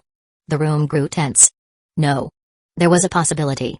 The Quincy were a strange race. Every century or so, one would be born different. An anomaly. These rare individuals were said to be born from the Soul King's sealed will. A kind of successor. A Quincy with the potential to become the next Soul King. One of those could grow to captain-level strength in a short time. And now, Yamamoto saw it clearly. Just like before, the Soul King was rebelling against them once more. His expression cold and unreadable, Yamamoto spoke. We'll discuss this later. For now, dealing with the Ryoka takes priority. The other captains looked at one another in confusion. Sure, they could understand that a dying race like the Quincy probably couldn't produce monsters anymore. But then, who the hell was this guy? Who was this captain-level Quincy that even the commander seemed wary of? None of them dared ask. Not without Yamamoto's permission. All they could do was keep their suspicions to themselves. Meanwhile, Aizen, smiling as always, watched silently, his eyes filled with mocking amusement. So Yamamoto was hiding it, just like he thought. The betrayal of the Soul King. The fact that the 13th Division of Imperial Guards had turned him into a living killer. That secret was something Yamamoto would never allow to surface. It made sense. After all, no one had gained more from the current system than Yamamoto himself. Except maybe the Royal Guard. And now that a Soul King candidate had appeared, Yamamoto probably wasn't planning to kill him at all. No, he wanted to capture him. Use him as leverage against the Royal Guard. To get more power, more influence for the 13th Division of Imperial Guards. A political hostage. How laughable. While Aizen chuckled to himself, Yamamoto stepped forward and issued new orders. In light of this Ryoka invasion and the death of a captain, I deem the current Siriite AI protocols inadequate. From this moment on, all captains are authorized to use their Bankai within Siriite AI. If you encounter any Ryoka, you are to engage them immediately. If they resist, kill them on the spot. He slammed the broken cane against the ground, the sound echoing like thunder. The room fell into solemn silence. Many captains looked grim. Bankai being fully authorized within Siriite AI? That meant total war. If they unleashed that kind of power, the Siriite AI itself might not survive. And considering the Ryoka's unknown strength, it was entirely possible some of them wouldn't make it back. Then, Yamamoto added coldly, but one of them, the Quincy, is our top priority. He must be captured alive. We need to interrogate him, learn what remains of the Quincy's current plans. We cannot allow them to rise again. His words caused several captains' expressions to shift. This wasn't just revenge anymore. This was about control, survival, and secrets that had been buried for far too long. Chapter 26, Case closed by Detective Hitsugaya. After Captain Commander Yamamoto issued the order to capture the enemy alive, Hitsugaya Toshiro, the youngest captain present, was completely dumbfounded. Capture a captain-level opponent alive? Wasn't that a bit much to ask? Mayuri Kurotsuchi, someone infamous for his paranoia and secrecy, was killed despite all his insane countermeasures. And now they expected him to take the killer alive? Is this a joke? While Hitsugaya was still processing it, Shun Sekiraku had already figured out what Yamamoto was thinking. His expression grew more serious as he spoke. Old man, this isn't something a single captain can pull off on their own. Besides him and Anohana, capturing an opponent on that level was nearly impossible for the others present. And one wrong move could easily end in death. He didn't think it was wise to tie everyone's hands with this capture alive order. Sure, he understood the commander's goal was to use the suspect as leverage against the Royal Guard, but still. Maybe this Quincy was a candidate for the Soul King's successor, but that wasn't reason enough to risk the lives of multiple captains. Besides, the Royal Guard rarely intervened in Soul Society's affairs anymore. Some of the newer generation didn't even know they existed. Honestly, Yamamoto was being too cautious. No need to worry. The old man waved off their concerns with a dismissive hand, then said coldly, just keep him occupied. I'll handle the capture myself. A sharp gasp ran through the room. Genryu's Ishigakuni Yamamoto himself was going to step in? The strongest Shinigami of the last 1,000 years. Undisputed, unmatched. Was personally going after a Quincy? Yeah, this guy was screwed. Nearby, Aizen Soz calmly adjusted his glasses, a smile tugging at the corners of his mouth. Unbothered by the captain's reactions, Yamamoto continued in a firm tone, Soifan. Sir. The 2nd Division captain stepped forward and bowed. Mobilize all on Mitsukido forces. Track the Ryoka's movements and goals, and report everything directly to 1st Division. Await further orders. Yes, sir. Additionally, all divisions are to take full control of their patrol areas. If you encounter a Ryoka, report it to your captain immediately and handle it as appropriate. If the intruder is identified as a Quincy Ryoka, stall him and report straight to 1st Division. Understood. The captains all lowered their heads in unison. This was serious. Yamamoto wasn't pulling any punches anymore. Once they locked in on the Ryoka's location, the 13th Division of Imperial Guards would rain hell on them like a spider's web closing in. And when that happened, anyone with the Ryoka, aside from the Quincy, would likely be sentenced to death, no questions asked. Some captains smirked coldly. Others showed faint sympathy. Once all the orders were issued, Yamamoto slammed his staff on the ground. Meeting adjourned. The captains began to disperse. Hitsugaya, however, noticed something odd. Aizen Sosuke was deliberately lagging behind, walking in step with Ikamaru Jin. That raised some eyebrows. Hitsugaya subtly shifted his attention toward the two. Aizen smiled gently as he walked beside Jin, speaking softly, well, looks like Captain Ikamaru's plan worked out nicely, huh? My, Captain Aizen. What do you mean by that? Jin replied, fox-like grin in full display, eyes closed as usual. Truth was, Jin had no clue what Aizen was talking about. Was Aizen scheming something again? Jin's gut said yes. But before he could think more on it, he noticed Hitsugaya eavesdropping. Seriously? The kid didn't even try to hide it. His gaze was way too obvious. So young. Just then, Aizen's tone turned slightly cold. You and his little partnership. You didn't think you could keep that from me, did you? Oh? A partnership? You'll have to be more specific, Captain Aizen. Got any proof?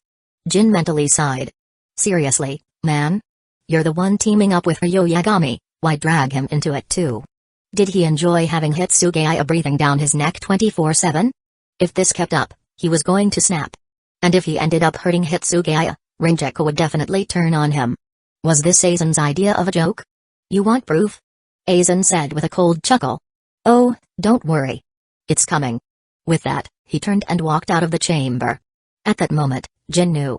Aizen's fake death plan was about to kick off. He'd known about the escape plan for a while.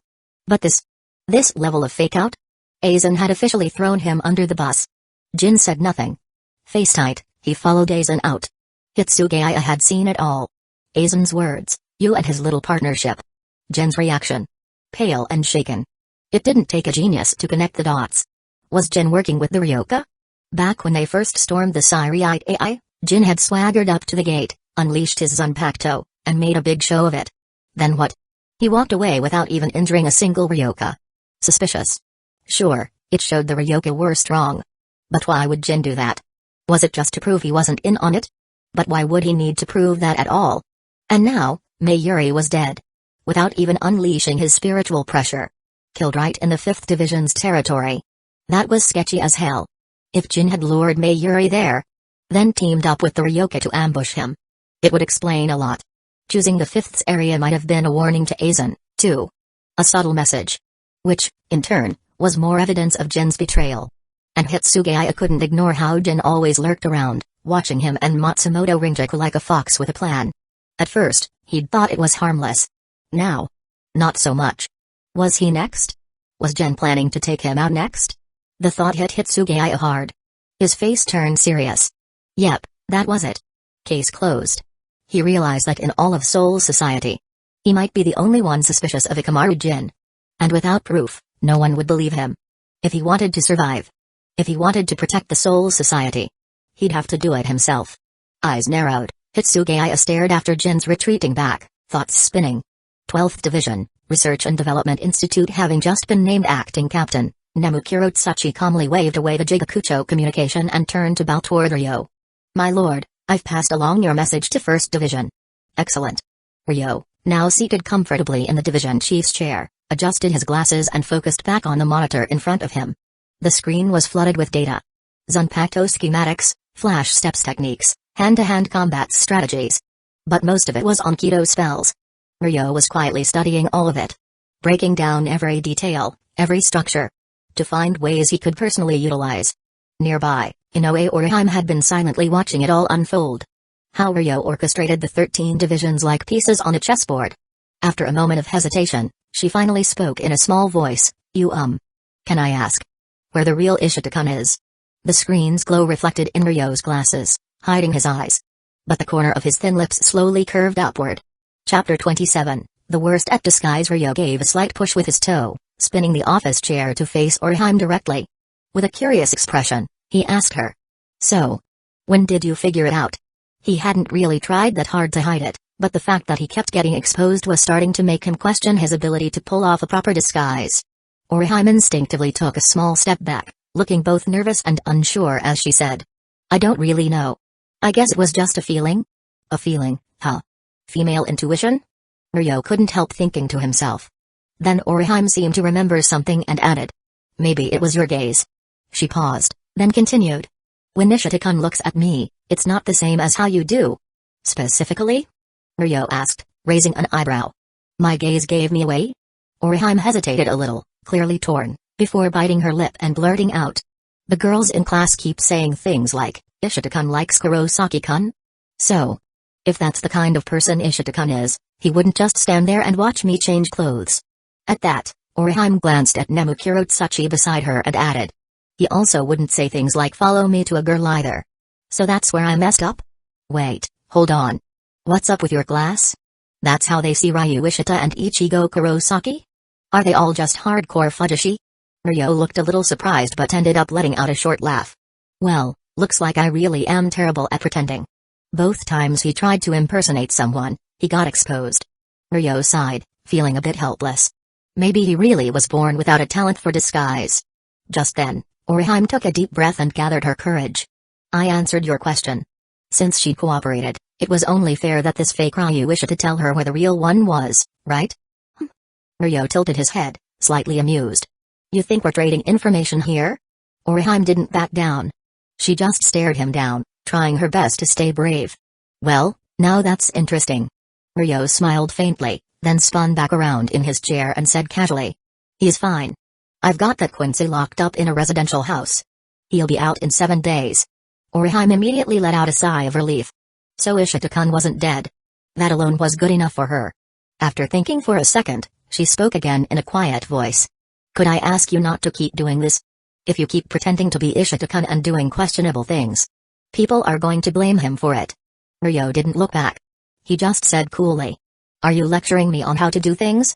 Orihime opened her mouth, then protested softly. I'm not trying to scold you. I just think it's wrong. You're intentionally getting Ishita-kun in trouble. Ryo let out a chuckle and mockingly said. Good thing I'm not the kind of villain with a short temper, Miss Busty. Otherwise, you'd already be dead. Still grinning, he reached into his pocket and pulled out a pocket watch. He opened it and stared at the hour hand. Still pointing at 5. After a short silence, he muttered. Though, like you said, it's probably time to drop this Ryu Ishita act.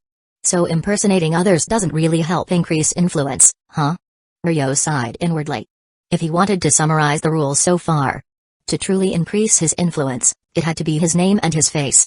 The name mattered because it defined who the credit, or influence, belonged to. The face helped anchor that influence to a specific identity. So theoretically, he could have someone else pretend to be him and go do big, important stuff. That might still help raise his sync with the world. But the more he outsourced those tasks, the higher the risk when it came time for the final observation in Little Garden. There was a real chance the rewards might end up going to whoever did the job in his place. There were even events and gift games where Little Garden judged who made the biggest contribution and rewarded them accordingly. So yeah, letting someone else take his place wasn't a reliable shortcut. Just like Shiroisha said. Ryo thought to himself with a sigh. This whole abyss thing really was a pain in the ass. Hearing that he was planning to drop the Ishita disguise, Orihime clapped her hands in delight. You're going back to your original self? That's great news. Ryo looked at her sideways, a little amused. You that curious about what I really look like? No. Not at all. Orihime frantically waved her hands. Ryo narrowed his eyes playfully. Planning to tell someone else? Ichigo Kurosaki, maybe? No, I won't. If you're willing to stop setting up Ishita-kun, I'll keep your secret. She said it seriously, with sincerity in her tone. Hey. What a strange position you're in. Ryo snorted, then turned his attention back to the computer screen. From now on, call me Ryo. Enough with the Ishita-kun stuff. It's annoying. Got it, Ryo-kun? Orihime replied brightly. He didn't answer her directly. Just spoke over his shoulder. Next time, try not changing in front of a guy. That tactic is low. And that's how Ryo's disguise got blown. I thought you'd turn around. Ignoring Orihime's flustered shouting behind him, Ryo pointed at the computer and smiled at Nemu. Get me a copy of this barrier system on the screen. Yes, right away. Nemu bowed respectfully. 4th Division in a narrow alley, Anohana Retsu walked alongside Katetsu Izane. The entire Siriite AI is on high alert? Captains are allowed to use Bankai? Are those Ryoka all insane? Katetsu Izane's voice shook a little as she gripped the hilt of her sword and caught up to Anohana. She might be the lieutenant of the 4th Division, but combat had never been her strong suit. They were the medics. If those lunatic Ryoka targeted them, they'd be completely defenseless. Don't worry, Izane. We'll be fine. Anohana spoke gently, her hands tucked into her sleeves. But still. Izane huffed, shoulders slumping. Captain, it's just the two of us on patrol. Seriously. Just her and Anohana in their entire division's patrol area? That was definitely weird. Were they being used as bait? Who in their right mind sends the medical squad out as bait? What the hell was 1st Division thinking? Anohana chuckled softly. Well, the others wouldn't really be able to protect themselves against the Ryoka. Even so, Izane looked at her captain, who seemed to be on a casual stroll through town, and was left speechless. In the end, it looked like it was up to her to protect the captain, who only specialized in healing Kido. Just as she thought that, Anohana gently tugged her sleeve. "Captain? What's wrong?" Izane stopped and turned her head, confused. And then she saw Anohana, still smiling softly, staring straight ahead. "What?" Izane stiffly turned her head and spotted two figures standing at the end of the alley in standard Shinigami uniforms. It was Ryo Yagami and Orihime Inoue. Chapter 28, Ryo vs. Anohana. The road was blocked. Anohana Retsu didn't seem the least bit surprised. She simply smiled and glanced around. "This feeling? A barrier? Looks like they're trying to stop me from calling for help." Kotetsu Izane, who had already pressed the emergency beacon, froze. Blocked? Her call for backup got intercepted? That meant it was just the two of them. Two medics. Facing off against a dangerous intruder?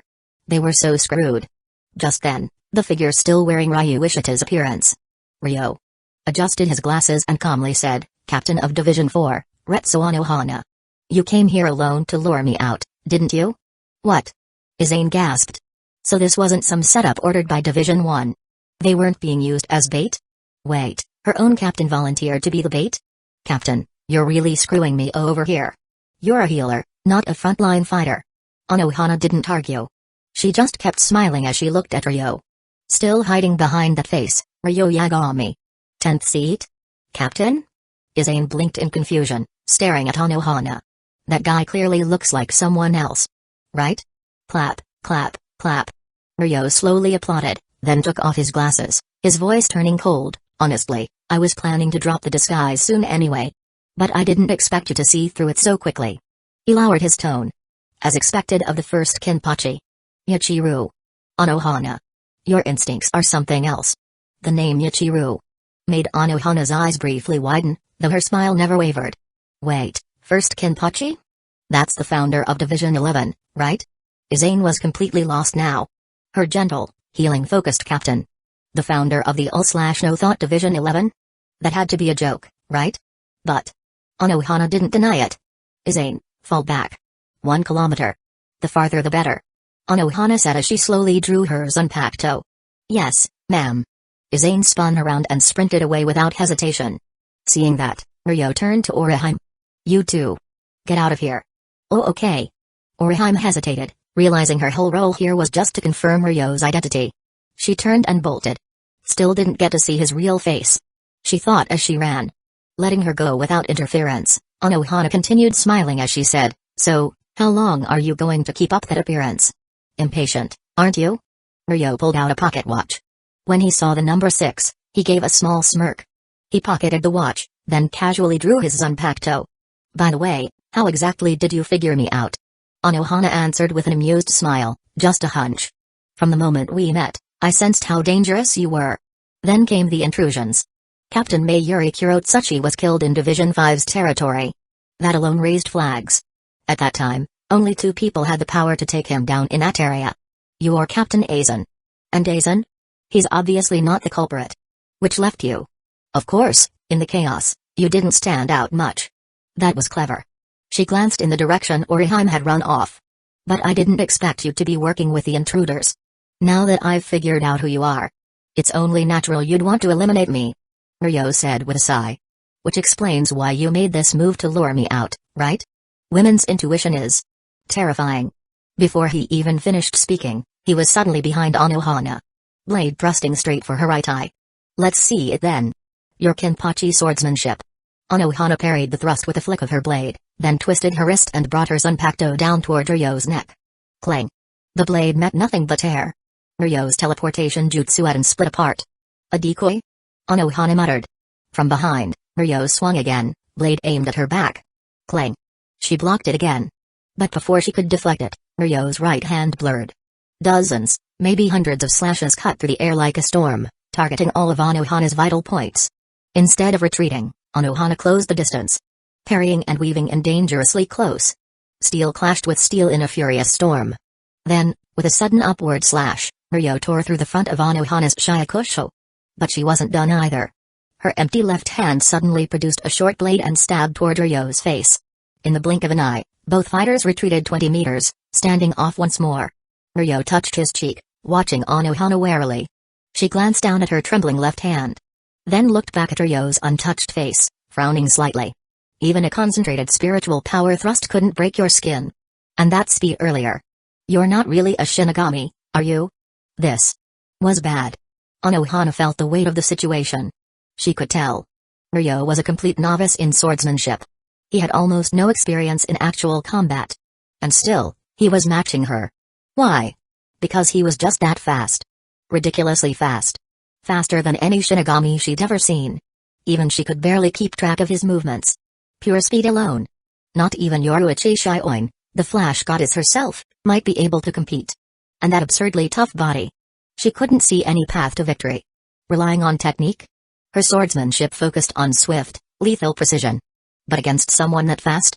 Landing a fatal strike was nearly impossible. As for raw spiritual pressure, he hadn't shown much of it yet, but based on this fight, he definitely wasn't lacking. So that only left.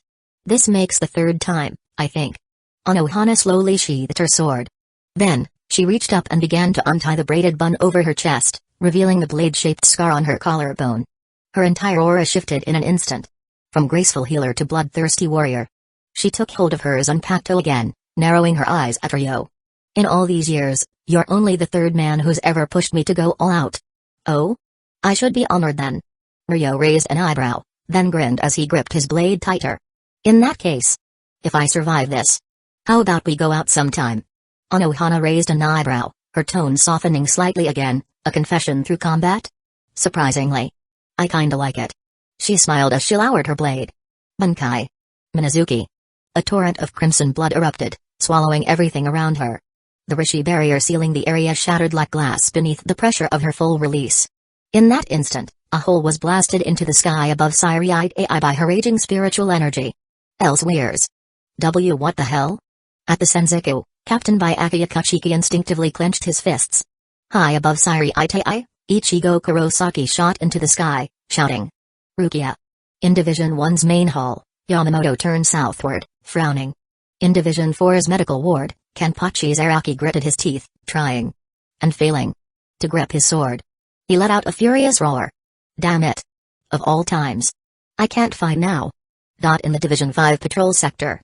Aizen Sosuke adjusted his glasses with a faint smile. All across Siriite AI, the captains turned toward the direction of Division 4, eyes wide in disbelief. And finally. At Division 8's barracks, Shun Sekiraku, who just flattened another rogue intruder, looked eastward in shock. That spiritual pressure. She's actually going all out? After double-checking, confirming that this was truly Anohana at full power, Shunsei lowered his hat and muttered. Looks like this just got a whole lot more complicated. Chapter 29, kind of romantic? 8th Division Shun Sekiraku glanced eastward before turning his gaze to the tall man lying on the ground in front of him. Defeated and restrained. It was Chad, Yasuda Urasato, one of the so-called intruders. After binding Chad with a Kido spell, Shunsei gently pressed his sheathed sword against Chad's chin, smiling as he spoke. Sorry about the rough treatment, young man. I know it's a bit forward, but there's something I'd really like to ask you. Chad remained silent, saying nothing in response. Shunsei wasn't surprised.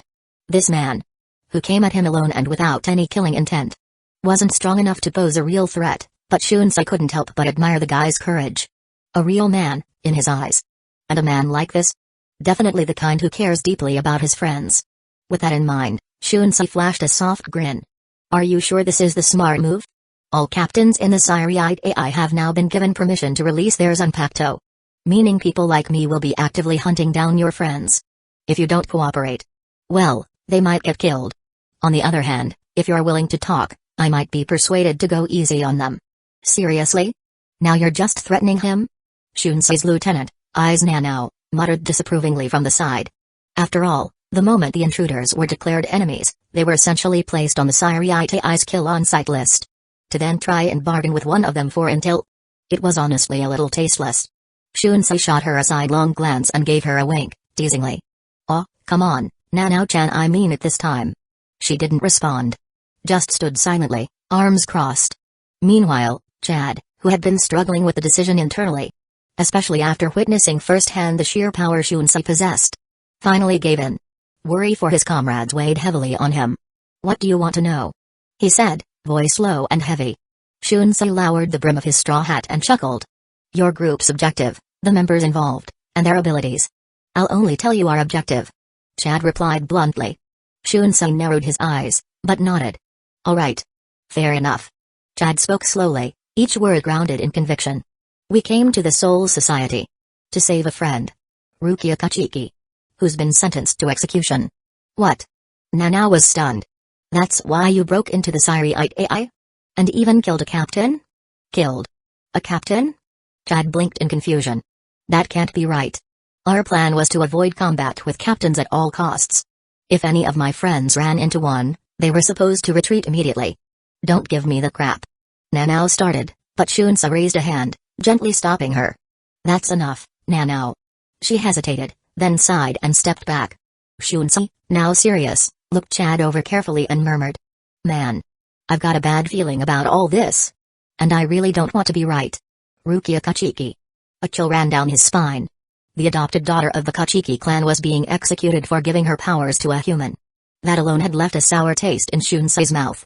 But now these so-called invaders had come just to save her? This wasn't some random act of rebellion. This was a rescue mission. And yet, somehow, a captain had still ended up dead.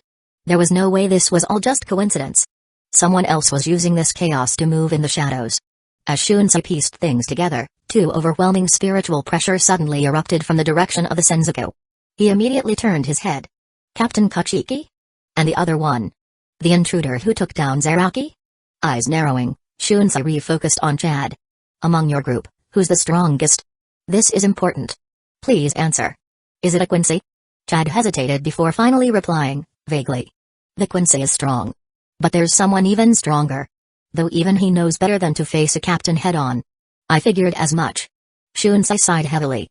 Then, turning to Nanao, he gave his next orders. Nanao, heal this guy and send him to the 4th Division for treatment. After that, stay here and hold down the fort. I'm going to check on Captain Anohana. But before she could finish, Shunsei was already gone in a flash step. Nanao let out a long, exasperated sigh. That old perv. Always leaves me with a cleanup. 4th Division District. Shunsei appeared atop the ruined house, its roof split clean in half. He scanned the area, taking in the wreckage. Judging by the damage, someone went all the way to Benkei, huh? A grim expression settled on his face. For Anohana Retsu, one of the oldest and deadliest Shinigami, to have been forced to release her Benkei? That meant the enemy was dangerous. Potentially on par with Captain Yamamoto himself. Anohana's spiritual pressure is still there, but the enemy's is gone. She's alive, but barely. Must have been a brutal win. Shunsei locked onto her spiritual pressure and used flash steps several times, arriving at what looked like a giant crater. The heart of the battle. At the edge of the pit, he looked down and froze. At the center, Anohana lay collapsed on the ground, her long hair in disarray. Her shiakusha was draped over her body like a blanket, barely rising and falling with each breath. SHFF. A few more quick steps, and Shunsei knelt beside her.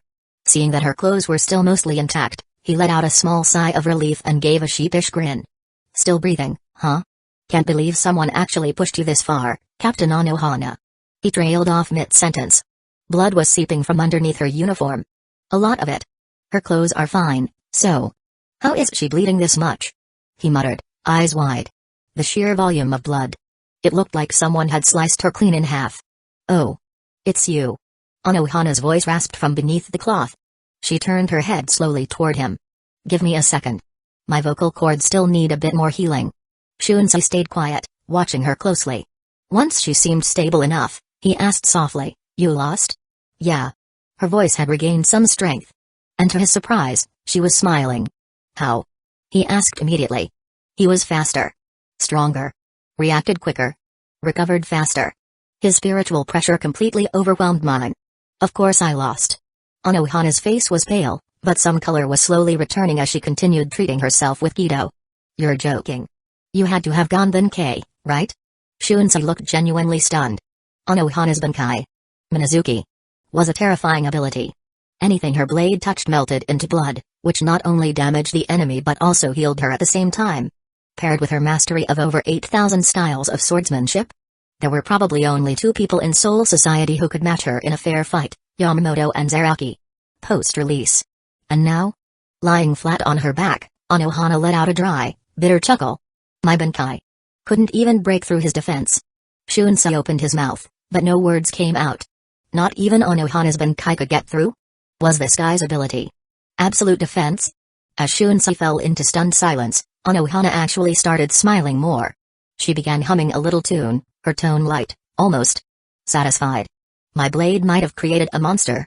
One that devours everything. Shunsei lowered his hat again, voice heavy. What do you mean? Her smile turned downright cheerful. He came to me because he wanted to sharpen his swordsmanship. That's it. He's insane. Shunsei muttered. A man strong enough to challenge Anohana. On purpose. Just to refine his swordsmanship? And she, in return, was smiling after nearly being cut to death? You two should get married and stop scaring the rest of us. Still, knowing a lunatic like that had set his sights on Soul Society made Shunsei shudder. He couldn't help but ask, does he have any weaknesses? Huh? Something like that actually exists? Anohana sounded genuinely confused. Don't ask me. I didn't fight him. Damn it, Shunsei cursed silently. Even after fighting him, Anohana couldn't find a weakness. This was going to be hell. Maybe women? She suddenly said, uncertain. What? Anohana smiled weakly. Before we fought, he confessed to me. Then after he thought I had died, he gave me a proper outfit to wear. Don't you think that's kind of romantic? Shunsei's eye twitched. Sure. Real romantic. Yeah, right. If this counts as romance, who the hell would dare get married anymore? He forced a grin. I'll report everything to the captain. You'll probably need to submit a written report later too. Anohana gave a soft nod and finally let herself rest, her breathing evening out. With that, Shunsei vanished with a flash step, found 4th Division's Vice Captain Katetsu Azane, and asked her to treat Anohana. And maybe call a psychiatrist while she was at it. Then he rushed straight toward the 1st Division. If even Anohana lost, there was only one person left who might be able to stop that monster. Yamamoto Genryuzai. And if he had to get involved, then yeah. The Soul Society was in serious trouble. Chapter 30, Rescheduled Execution of Rukia Kuachiki 12th Division, Research and Development Institute. Back at the lab, Ryo shrugged off his tattered shayakusho and changed into a fresh set of clothes. Only then did he turn to Inoue Orihime, who was still covering her eyes, and said with a soft smile. Thanks for the help back there. And not at all. I didn't really do much, so it wasn't a big deal. And besides... Orihime waved her hands awkwardly, but there was a strange look in her eyes as she stared at Ryo. Besides... Why did you have me heal that captain? Yep. The one who had just barely clung to life after being critically wounded. None other than Anohana Retsu. Had been saved by this sweet, timid, and impossibly busty girl standing before him, Inoue Orihime. Her power, Sotenkisshun, was so broken for real. It was like turning back time itself. And truthfully, only someone with that kind of power could have kept Anohana alive. Barely conscious, even capable of healing herself. To be honest, the moment Ryo witnessed Orihime's ability with his own eyes, the thought of kidnapping. Ahem. Recruiting her to Little Garden seriously crossed his mind. After all, who wouldn't want a busted top-tier healer in their community? Faced with Orihime's confusion, Ryo simply smiled. She was my teacher, in a way. Would have felt like a waste to actually kill her. Just like Anohana had guessed. Ryo had sought her out to sharpen his swordsmanship. From his perspective, the two things he lacked most were combat experience and sword technique. And who better to learn from than Anohana Retsu? The single most dangerous sword master in all of Soul Society? Even if the lessons were violently unconventional, his divine-level memory had already internalized her every move. All that remained was to digest them into personal experience. Teacher. Orihime blinked, tilting her head in confusion. She thought back to the terrifying spiritual pressure the two had released during their fight, to the blood-soaked battlefield that looked like a scene out of a horror movie. And then she looked at Ryo, who had just casually called Anohana his teacher. Like it was no big deal. Wait. Is this how people in Soul Society bond with their mentors? By trying to kill each other? Just then, Ryo took a sip of water offered by Nemukuro Tsuchi and said casually. Get me a map with a secret path straight to the Senzoku. Yes, sir. Nemu bowed and quietly retreated to carry out the order. Orihime blinked in surprise. The Senzoku. What's that? Where Rukia Kuachiki's being held. He didn't pay much attention to Orihime's sudden look of excitement. His eyes shifted toward the door instead. At that moment, the door slowly opened, and in walked a calm, composed man in a white houri. 5th Division Captain Aizen Sosuke. Well, color me surprised. Aizen raised a brow as his eyes landed on the scratch across Ryo's cheek. The way he said it, it carried two meanings. 1. He was surprised that Anohana had managed to injure Ryo. 2. He was surprised that Anohana had only managed to injure Ryo this much. Orihime instinctively took a step back and hid behind Ryo as the new arrival entered. Ryo, for his part, just lazily reached up and pressed a finger to his cheek, squeezing out a few drops of blood. In an instant, the wound on his face disappeared. Her blade's real strength is its corrosive effect. For her, just landing one hit is enough. Anohana's Bankai was terrifying. If it drew blood, it was usually fatal. But what she hadn't counted on was that Ryo's spiritual pressure so far outclassed hers that he could completely suppress her abilities and defeat her outright. It wasn't a failure of skill or tactics. She just got overwhelmed by raw power. Battles between Shinigami are really just contests of spiritual pressure, in the end. Aizen smiled, one hand tucked into his pocket. He glanced at Orihime, but didn't say anything to her. Instead, he looked back at Ryo. "You want to see Rukia Kuachiki?" "That's right." Ryo nodded, rubbing his chin in thought. Given the current situation, this might be the last chance. Rukia, the current host of Hura Harakisuke's Hogyoku.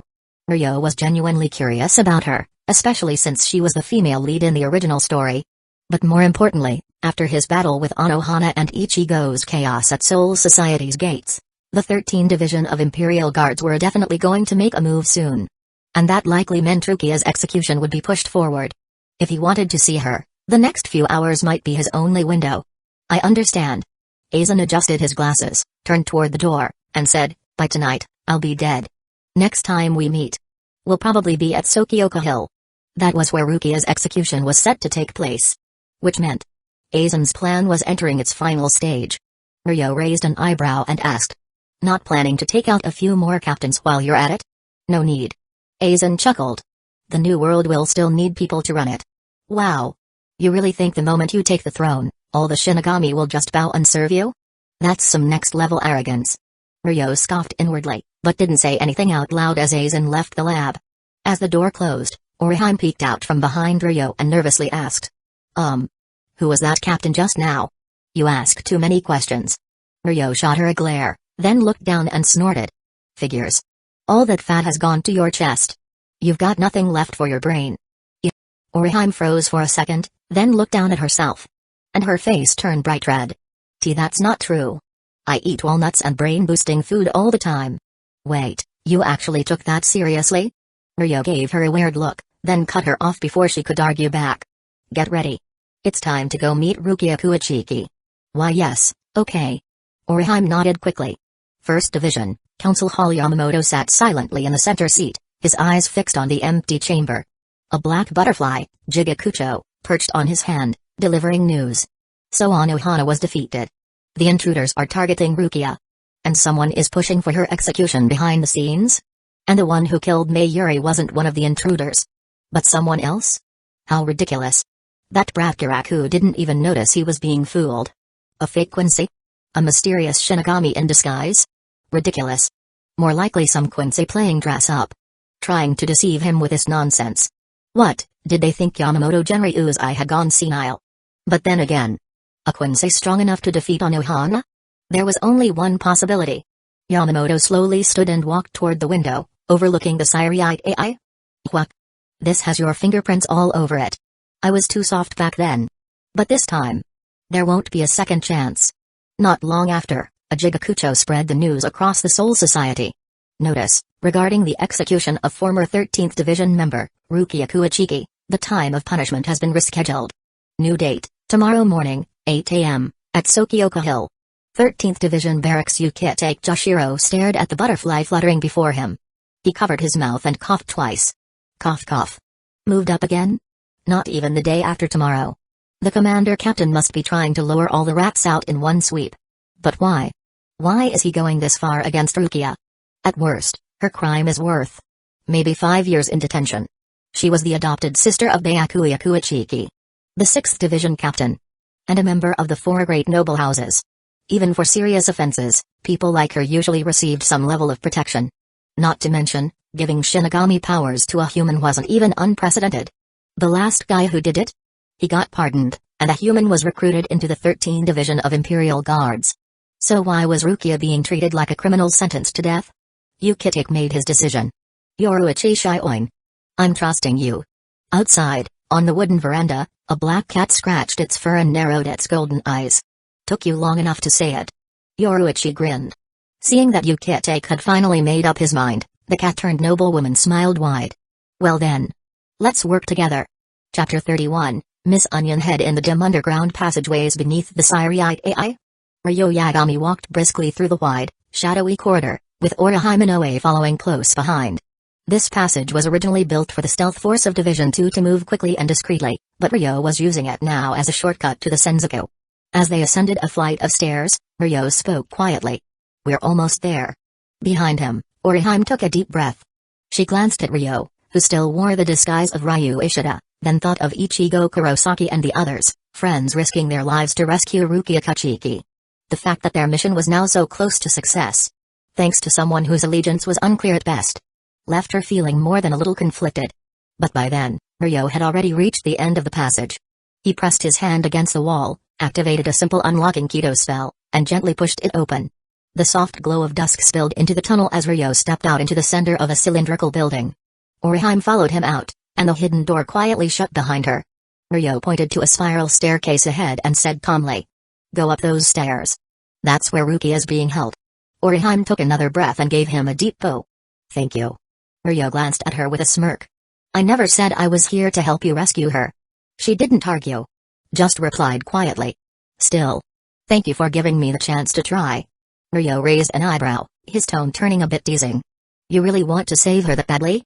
Orihime paused, then nodded, her voice firm and honest. "Yes. I want to save Rukia. After all, her brother had been able to pass on peacefully in part thanks to Rukia. Now that Rukia was the one in danger, it only felt right to return the favor. She'd once been saved by Rukia. How could she turn her back now? Ryo blinked in mild surprise. "Huh. I figured you were doing it for Ichigo. Guess I was wrong? Why would you think that? What does this have to do with Ichigo?" Orihime looked genuinely puzzled. Ryo gave her a sly look. "Isn't it because you're in love with him?" "Eh? I am?" Orihime froze. Ryo turned his head to observe her more closely. He couldn't really tell if she was lying. But something told him this girl was just genuinely kind. No ulterior motives. He let out a low chuckle. "I thought you were just pretending to be a saint. Turns out you're the real deal, huh?" "Eh? A saint? Me?" Orihime blinked, confused by what she thought was a compliment.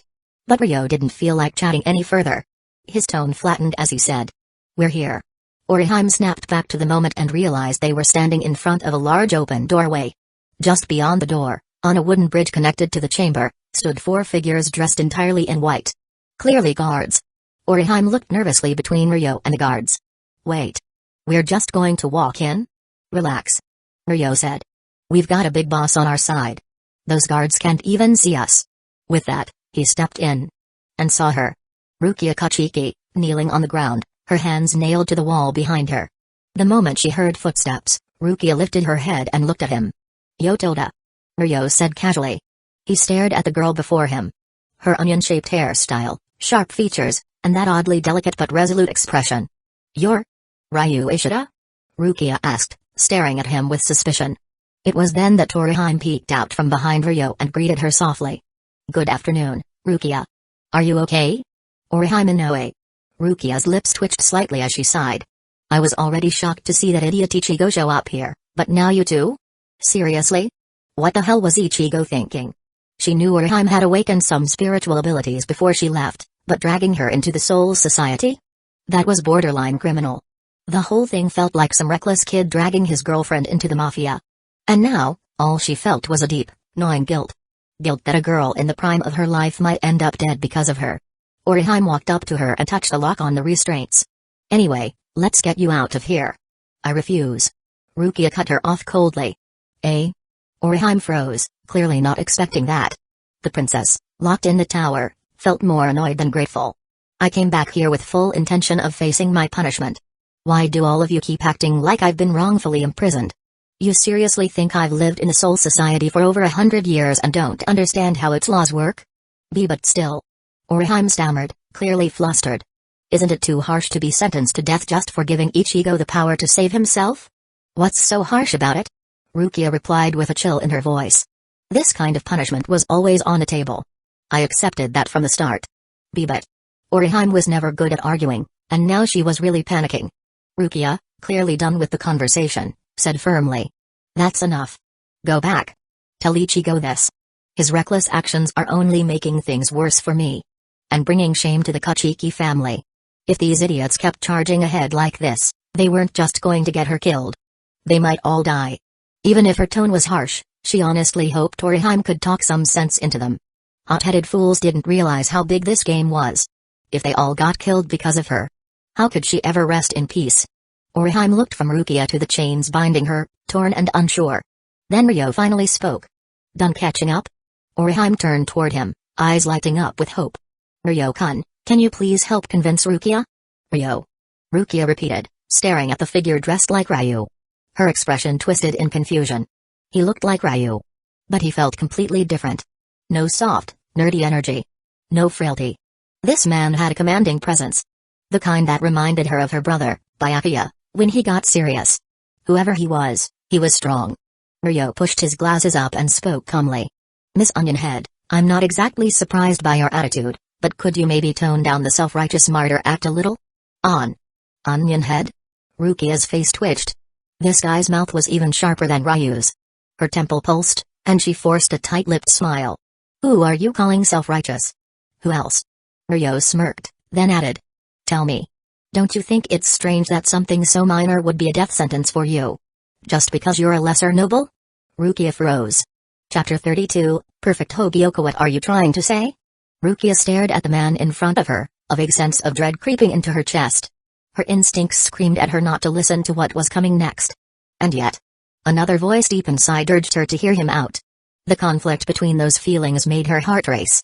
At that moment, Ryo gave a faint, mocking smile and said, a noble commits a crime, and without even asking why, the Central 46 sentences them to death.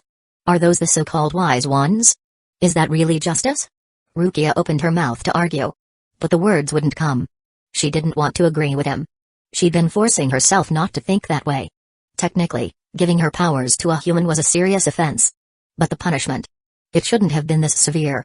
Especially not for someone like her. A member of the Kachiki clan, one of the 4 great noble houses. That should have given her some leverage.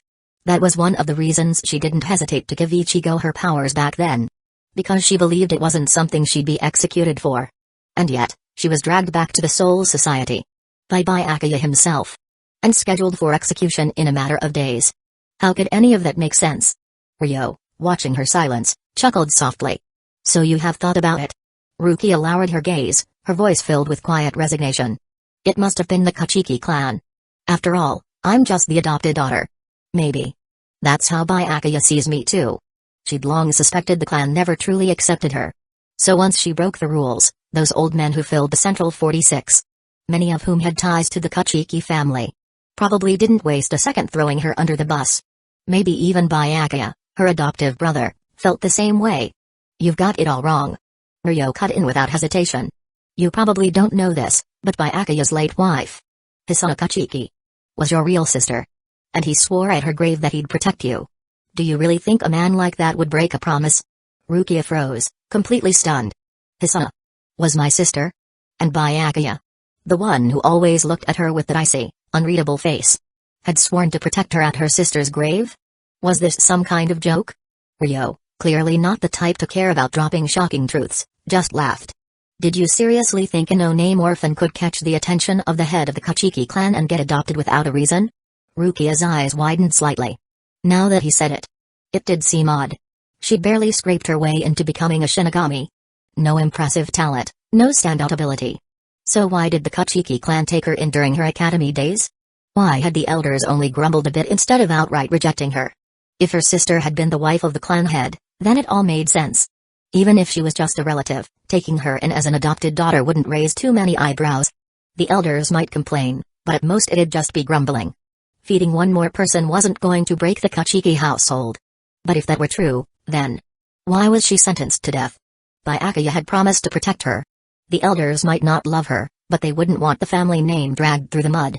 No way those old noble-loving fossils in Central 46 would happily let a Kachiki be executed for a petty crime. So why? Why was the Central 46 so determined to have her executed? You starting to see it now? Ryo watched the shifting emotions on Rukia's face and gave her a faint smirk. Want to know why Central 46 is so dead set on this? Rukia lifted her head and looked at him, her gaze sharp and searching. Ryo grinned. Because the Soul Society is rotten to its core. Rukia's pupils contracted slightly. Ryo's tone shifted. More like he was musing to himself. From the very beginning, the Soul Society was built on a lie. Out of all the worlds, it's the smallest. And the only way to enter it is through the soul burials performed by Shinigami. But once a soul enters, something strange happens. Even though they're technically already dead, they start to weaken. Slowly. Until they eventually fade out of existence. Only those who can manipulate spiritual particles, Rishi. Those with spiritual pressure. Can survive long term. You get it now? Rukia's face had gone pale again, her eyes filled with fear. What? What are you saying I should understand? Ryo smiled again, a little too casually. The Soul Society eats people. A chill shot down Rukia's spine. Memories flooded back. Of the people in her Rakongai district who vanished in flashes of light. Suddenly, it all clicked. It made sense. Ordinary residents of the Rakan district couldn't manipulate spiritual energy. That's why they kept weakening. That's why they eventually disappeared. Absorbed by the Soul Society itself. But those who could manipulate Rishi could survive. Even if it meant eating dirt. Because everything in the Soul Society, even the dirt, was made of Rishi. As long as you could absorb it, you could survive. So then, were the Shinigami really sending souls to the Soul Society out of compassion? Or were they just feeding it? That realization hit Rukia like a ton of bricks. She snapped her head up, glaring at Ryo. Who the hell are you? And what do you want? All this stuff about the Soul Society. What does it have to do with me? Does it really have nothing to do with you? Ryo asked back, raising an eyebrow. Rukia fell silent, her expression growing heavier. Then Ryo gave a small smile and said softly, your existence. Or rather, something inside you. Is the key to destroying this rotten world. What? Rukia was stunned. And then, without warning, Ryo reached out and placed his hand gently on her head, pressing down on the spot where her hair spiked up. His tone was calm, matter of fact, that thing inside you. It's already merged with your soul. In some ways, your will affects its will. When your emotions spike, so does its energy. As he spoke, his hand phased into her head. Like passing through air. In that moment, using the divine power granted by his divinity, Ryo touched it. He made contact with the Hogyoku. Ding, you've come into contact with a special item, Hogyoku. Item data has been recorded by the Dimensional Forum. As a token of appreciation for your efforts, the forum has gifted you the Hogyoku, perfect version. Ryo, who had initially planned to see if he could remove it, paused mid-action. Chapter 33, Dead Aizen. Ryo hesitated for a moment before trying again to extract the Hogyoku from within Rukia's soul. But as he attempted to remove it, he quickly realized the truth. Forcibly pulling it out would destroy not just the Hogyoku, but Rukia's very soul core as well. So, he gave up. In truth, Ryo had already expected this. If the Hogyoku were that easy to extract, Aizen wouldn't have gone to the trouble of using the Sokyoku at Sokyoku Hill to force it out. Everything was going exactly as Ryo had anticipated. He'd only tried in the first place to see if his divine authority could bypass that limitation. But then, the Dimensional Forum gave him an unexpected surprise. With a simple thought, he accessed the Hogyoku's data via the forum. And saw that the system was actively enhancing it. Hogyoku, perfect version, Stage 1, removes the Hogyoku's own will, allowing the host's will to take full control. Stage 2, eliminates the Hogyoku's demand for the host to have unshakable conviction. Stage 3, increases the Hogyoku's power to awaken latent potential. Stage 4, boosts its regenerative capabilities. Stage 5, cancels out the Hogyoku's tendency to amplify negative emotions. Stage 6, limits the Hogyoku's ability to interfere on a large scale. Its power now responds only to the host's core will. As Ryo read the upgrades, a thought flashed through his mind. Jackpot. The so-called Hogyoku was a result of research by Aizen and Gisuke Urahara. Essentially a wish engine made by harvesting immense amounts of Shinigami soul energy and fusing it with fragments of the Soul King. Its core ability? To guide the evolution of its host toward their desired form of power. To put it simply, if Ryo wanted to ascend into the 4-digit rank in his system, and had a clear path in mind, the Hogyoku could make it happen. And not gradually, either. It would rapidly accelerate that evolution. Of course, this came with a condition. Ryo needed to have the potential for such a leap. If he had the power and the foundation, the Hogyoku could skip the long grind and take him straight to the result. So in the end, the Hogyoku's true strength depended on its host. Take Aizen, for example. He already understood the method to surpass the limits of a Shinigami and had pushed himself to the very brink. Once he forced the Hogyoku to acknowledge him, he broke through entirely. In other words, the Hogyoku was a shortcut. But only for the strong. Luckily, Ryo didn't have to go through all of Aizen's hoops. No death-defying stunts, no risking his soul to conquer the Hogyoku. And he didn't have to worry about that one fatal flaw either. The original Hogyoku had a nasty tendency to magnify even the tiniest shred of doubt in its host. That flaw was ultimately what doomed Aizen. When he began to wonder, even slightly, if he might lose to Ichigo Kurosaki, the Hogyoku made it reality. Later, when he started to fear that Urahara might successfully seal him, the Hogyoku responded by guiding Urahara's abilities and actually sealed Aizen. Sure, Aizen survived thanks to the Hogyoku's insane regeneration, but the cracks in its logic had already been exposed. Now, all those negative effects were gone. Cleaned up by the dimensional forum's enhancements. Ha ha ha, just this one Hogyoku alone is worth the entire trip to this world. Everything else? Pure bonus. Even Ryo couldn't help but smile with genuine joy. At the same time, he realized just how much more the dimensional forum could offer. Functions he hadn't even scratched the surface of yet. Case in point, if he hadn't gotten curious and reached out to Rukia just now, he might have missed this enhanced Hogyoku entirely. This version wasn't just powerful. It was optimized to work even at Ryo's current 5-digit level and could still assist as he broke into 4-digit territory. Which meant it was probably on a whole different level than Aizen's so-called complete Hogyoku. That one might be useful for 5-digit beings, but it probably wouldn't do much once you reached 4-digit. Ryo's, on the other hand, was still effective even then. And what did that mean? It meant that at least until he hit the triple-digit ranks, Ryo's path was going to be smooth sailing. Suppressing his excitement, Ryo reminded himself that his silence was probably making Rukia anxious. He quickly reined in his emotions and looked back at her.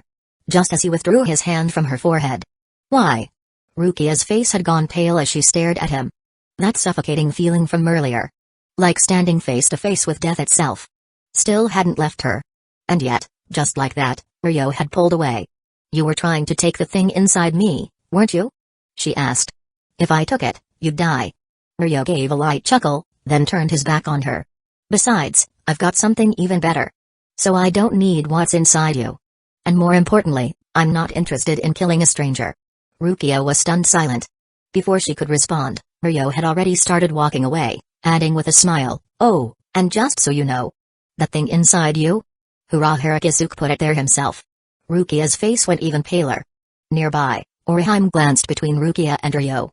After a moment of thought, she gave Rukia a slight bow. Then turned and followed after Ryo. Rukia stood alone in the cell, her expression complicated. Outside the cell, Orihime hurried to catch up until her steps matched Ryo's pace. Only then did she breathe a little easier. Walking ahead, Ryo spoke without turning around. Color me surprised. I didn't think you'd follow me. Orihime took a deep breath. Her tone was serious. I think you need me more than they do.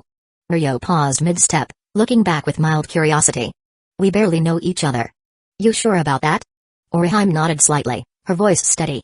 If what you said is true, then everything about the Soul Society is a good enough reason.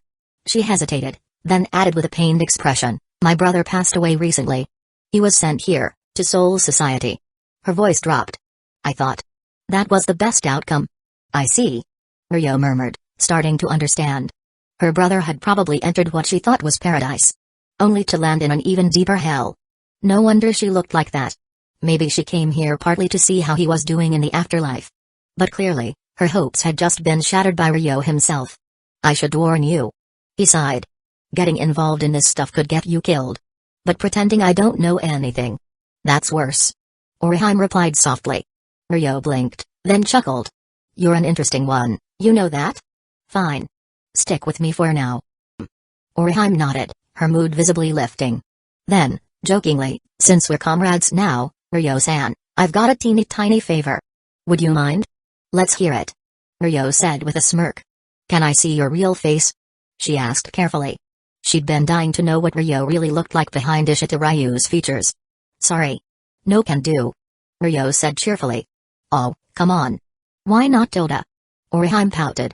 Hey, I never said yes to your request in the first place. Ryo said playfully. Before she could protest more, he added, alright, let's go rest. Tomorrow, I'll show you a hell of a show. Huh? Orihime blinked, curiosity immediately piqued. The next morning in the walkway between the two main buildings of the 5th Division carrying a stack of files, Hinamori Momo looked absolutely exhausted after a full night of patrol. She turned to her childhood friend beside her. "Hey, Shiro-chan. Don't you have your own 10th Division stuff to do? You scared the crap out of me showing up out of nowhere like that. I handed everything off to Ranjaku," said Hitsugaya Toshiro, his young face calm, Zanpakuto on his back. "Poor lieutenant. Like me," Momo said with a tired smile. Then Hitsugaya frowned slightly. "Momo. I was actually following Captain Jin Ikamaru last night." "Captain Ikamaru? From the 3rd Division? Why were you tailing him? And why would he go to the 5th Division?" Hinamori stopped in surprise, staring at Hitsugaya. Hitsugaya started to explain. But then stopped. A single drop of blood fell from above, landing between them. Drip. The blood hit the ground with a soft splatter. "Rain?" Hinamori looked up, puzzled. Only for her pupils to dilate in horror. There, hanging from the 3rd floor window of the 5th Division's main hall. Aizen Sosuke. A rope around his neck, a Zanpakuto rammed through his heart, his body suspended in the air like a grotesque puppet. Rustle. The files in Hinamori Momo's hands scattered across the floor. She clutched her head and let out a broken, anguished scream. "Captain." Chapter 34, "Was it you?" Hitsugaya Toshiro clenched his jaw as he looked at Momo, who was crouched on the ground, sobbing with her head in her hands. Damn it. When did this happen? He had tailed Ikamaru Jin almost all of last night. He was confident Jin hadn't made a move. At least, not then. Could it have been that Ryoka working with Jin? But he'd been near Division 5 all night and never felt a single spike of spiritual pressure that would suggest a battle. And yet, Aizen Sosuke, captain of Division 5, was dead. Killed here, in his own division's barracks, and the scene clearly showed signs of a violent fight. None of it made sense. Hitsugaya was struggling to piece it together. When another voice rang out. Well, who's crying so early in the morning?" The familiar tone made Hitsugaya's eyes narrow as he whipped around to face the voice behind him. And there he was, strolling casually out of a nearby building. Hands tucked into his sleeves, that infuriating smile still on his face. Ikamaru Jin. Behind him, following like obedient subordinates, were Ryo, Azryu, and Orihime. Ryo adjusted his glasses with a calm expression, his gaze resting on the crying Momo and the barely contained fury in Hitsugaya's eyes. That one simple gesture, pushing up his glasses, made Jin's hand twitch slightly inside his sleeve. That habit. It was just like Aizen's. Was the person behind him really Ryo? Or had Aizen somehow disguised himself? Ikamaru Jin. Hitsugaya's voice was low, angry. This bastard had toyed with him all night, and now he was showing up at the scene of the murder like nothing had happened. The nerve. Walking right into the aftermath of a captain's murder, as if mocking them all. Hearing Hitsugaya's voice, Momo turned, revealing her tear-streaked face. In that instant, she remembered what he had told her earlier.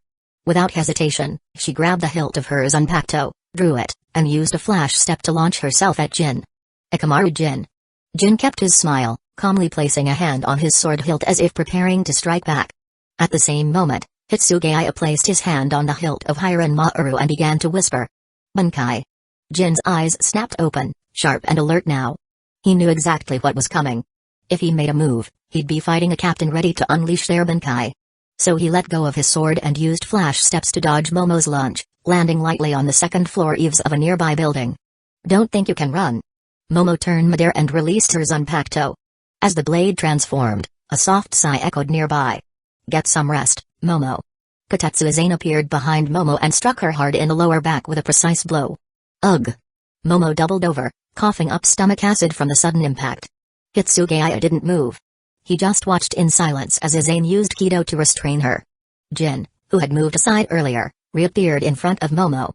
He bent forward slightly, smiling sweetly at her teary, furious glare. Like a fox toying with its prey. Back away from Momo. Hitsugaya, who had briefly let his guard down, now shouted in rage. My. What's all the fuss about? Huh? Wait. Is that Captain Aizen? Jin finally pretended to notice Aizen's body. Suspended across the way, slumped lifeless with a Zanpakuto impaled through his chest. Feigning shock, he stepped forward and placed a hand on his sword hilt again.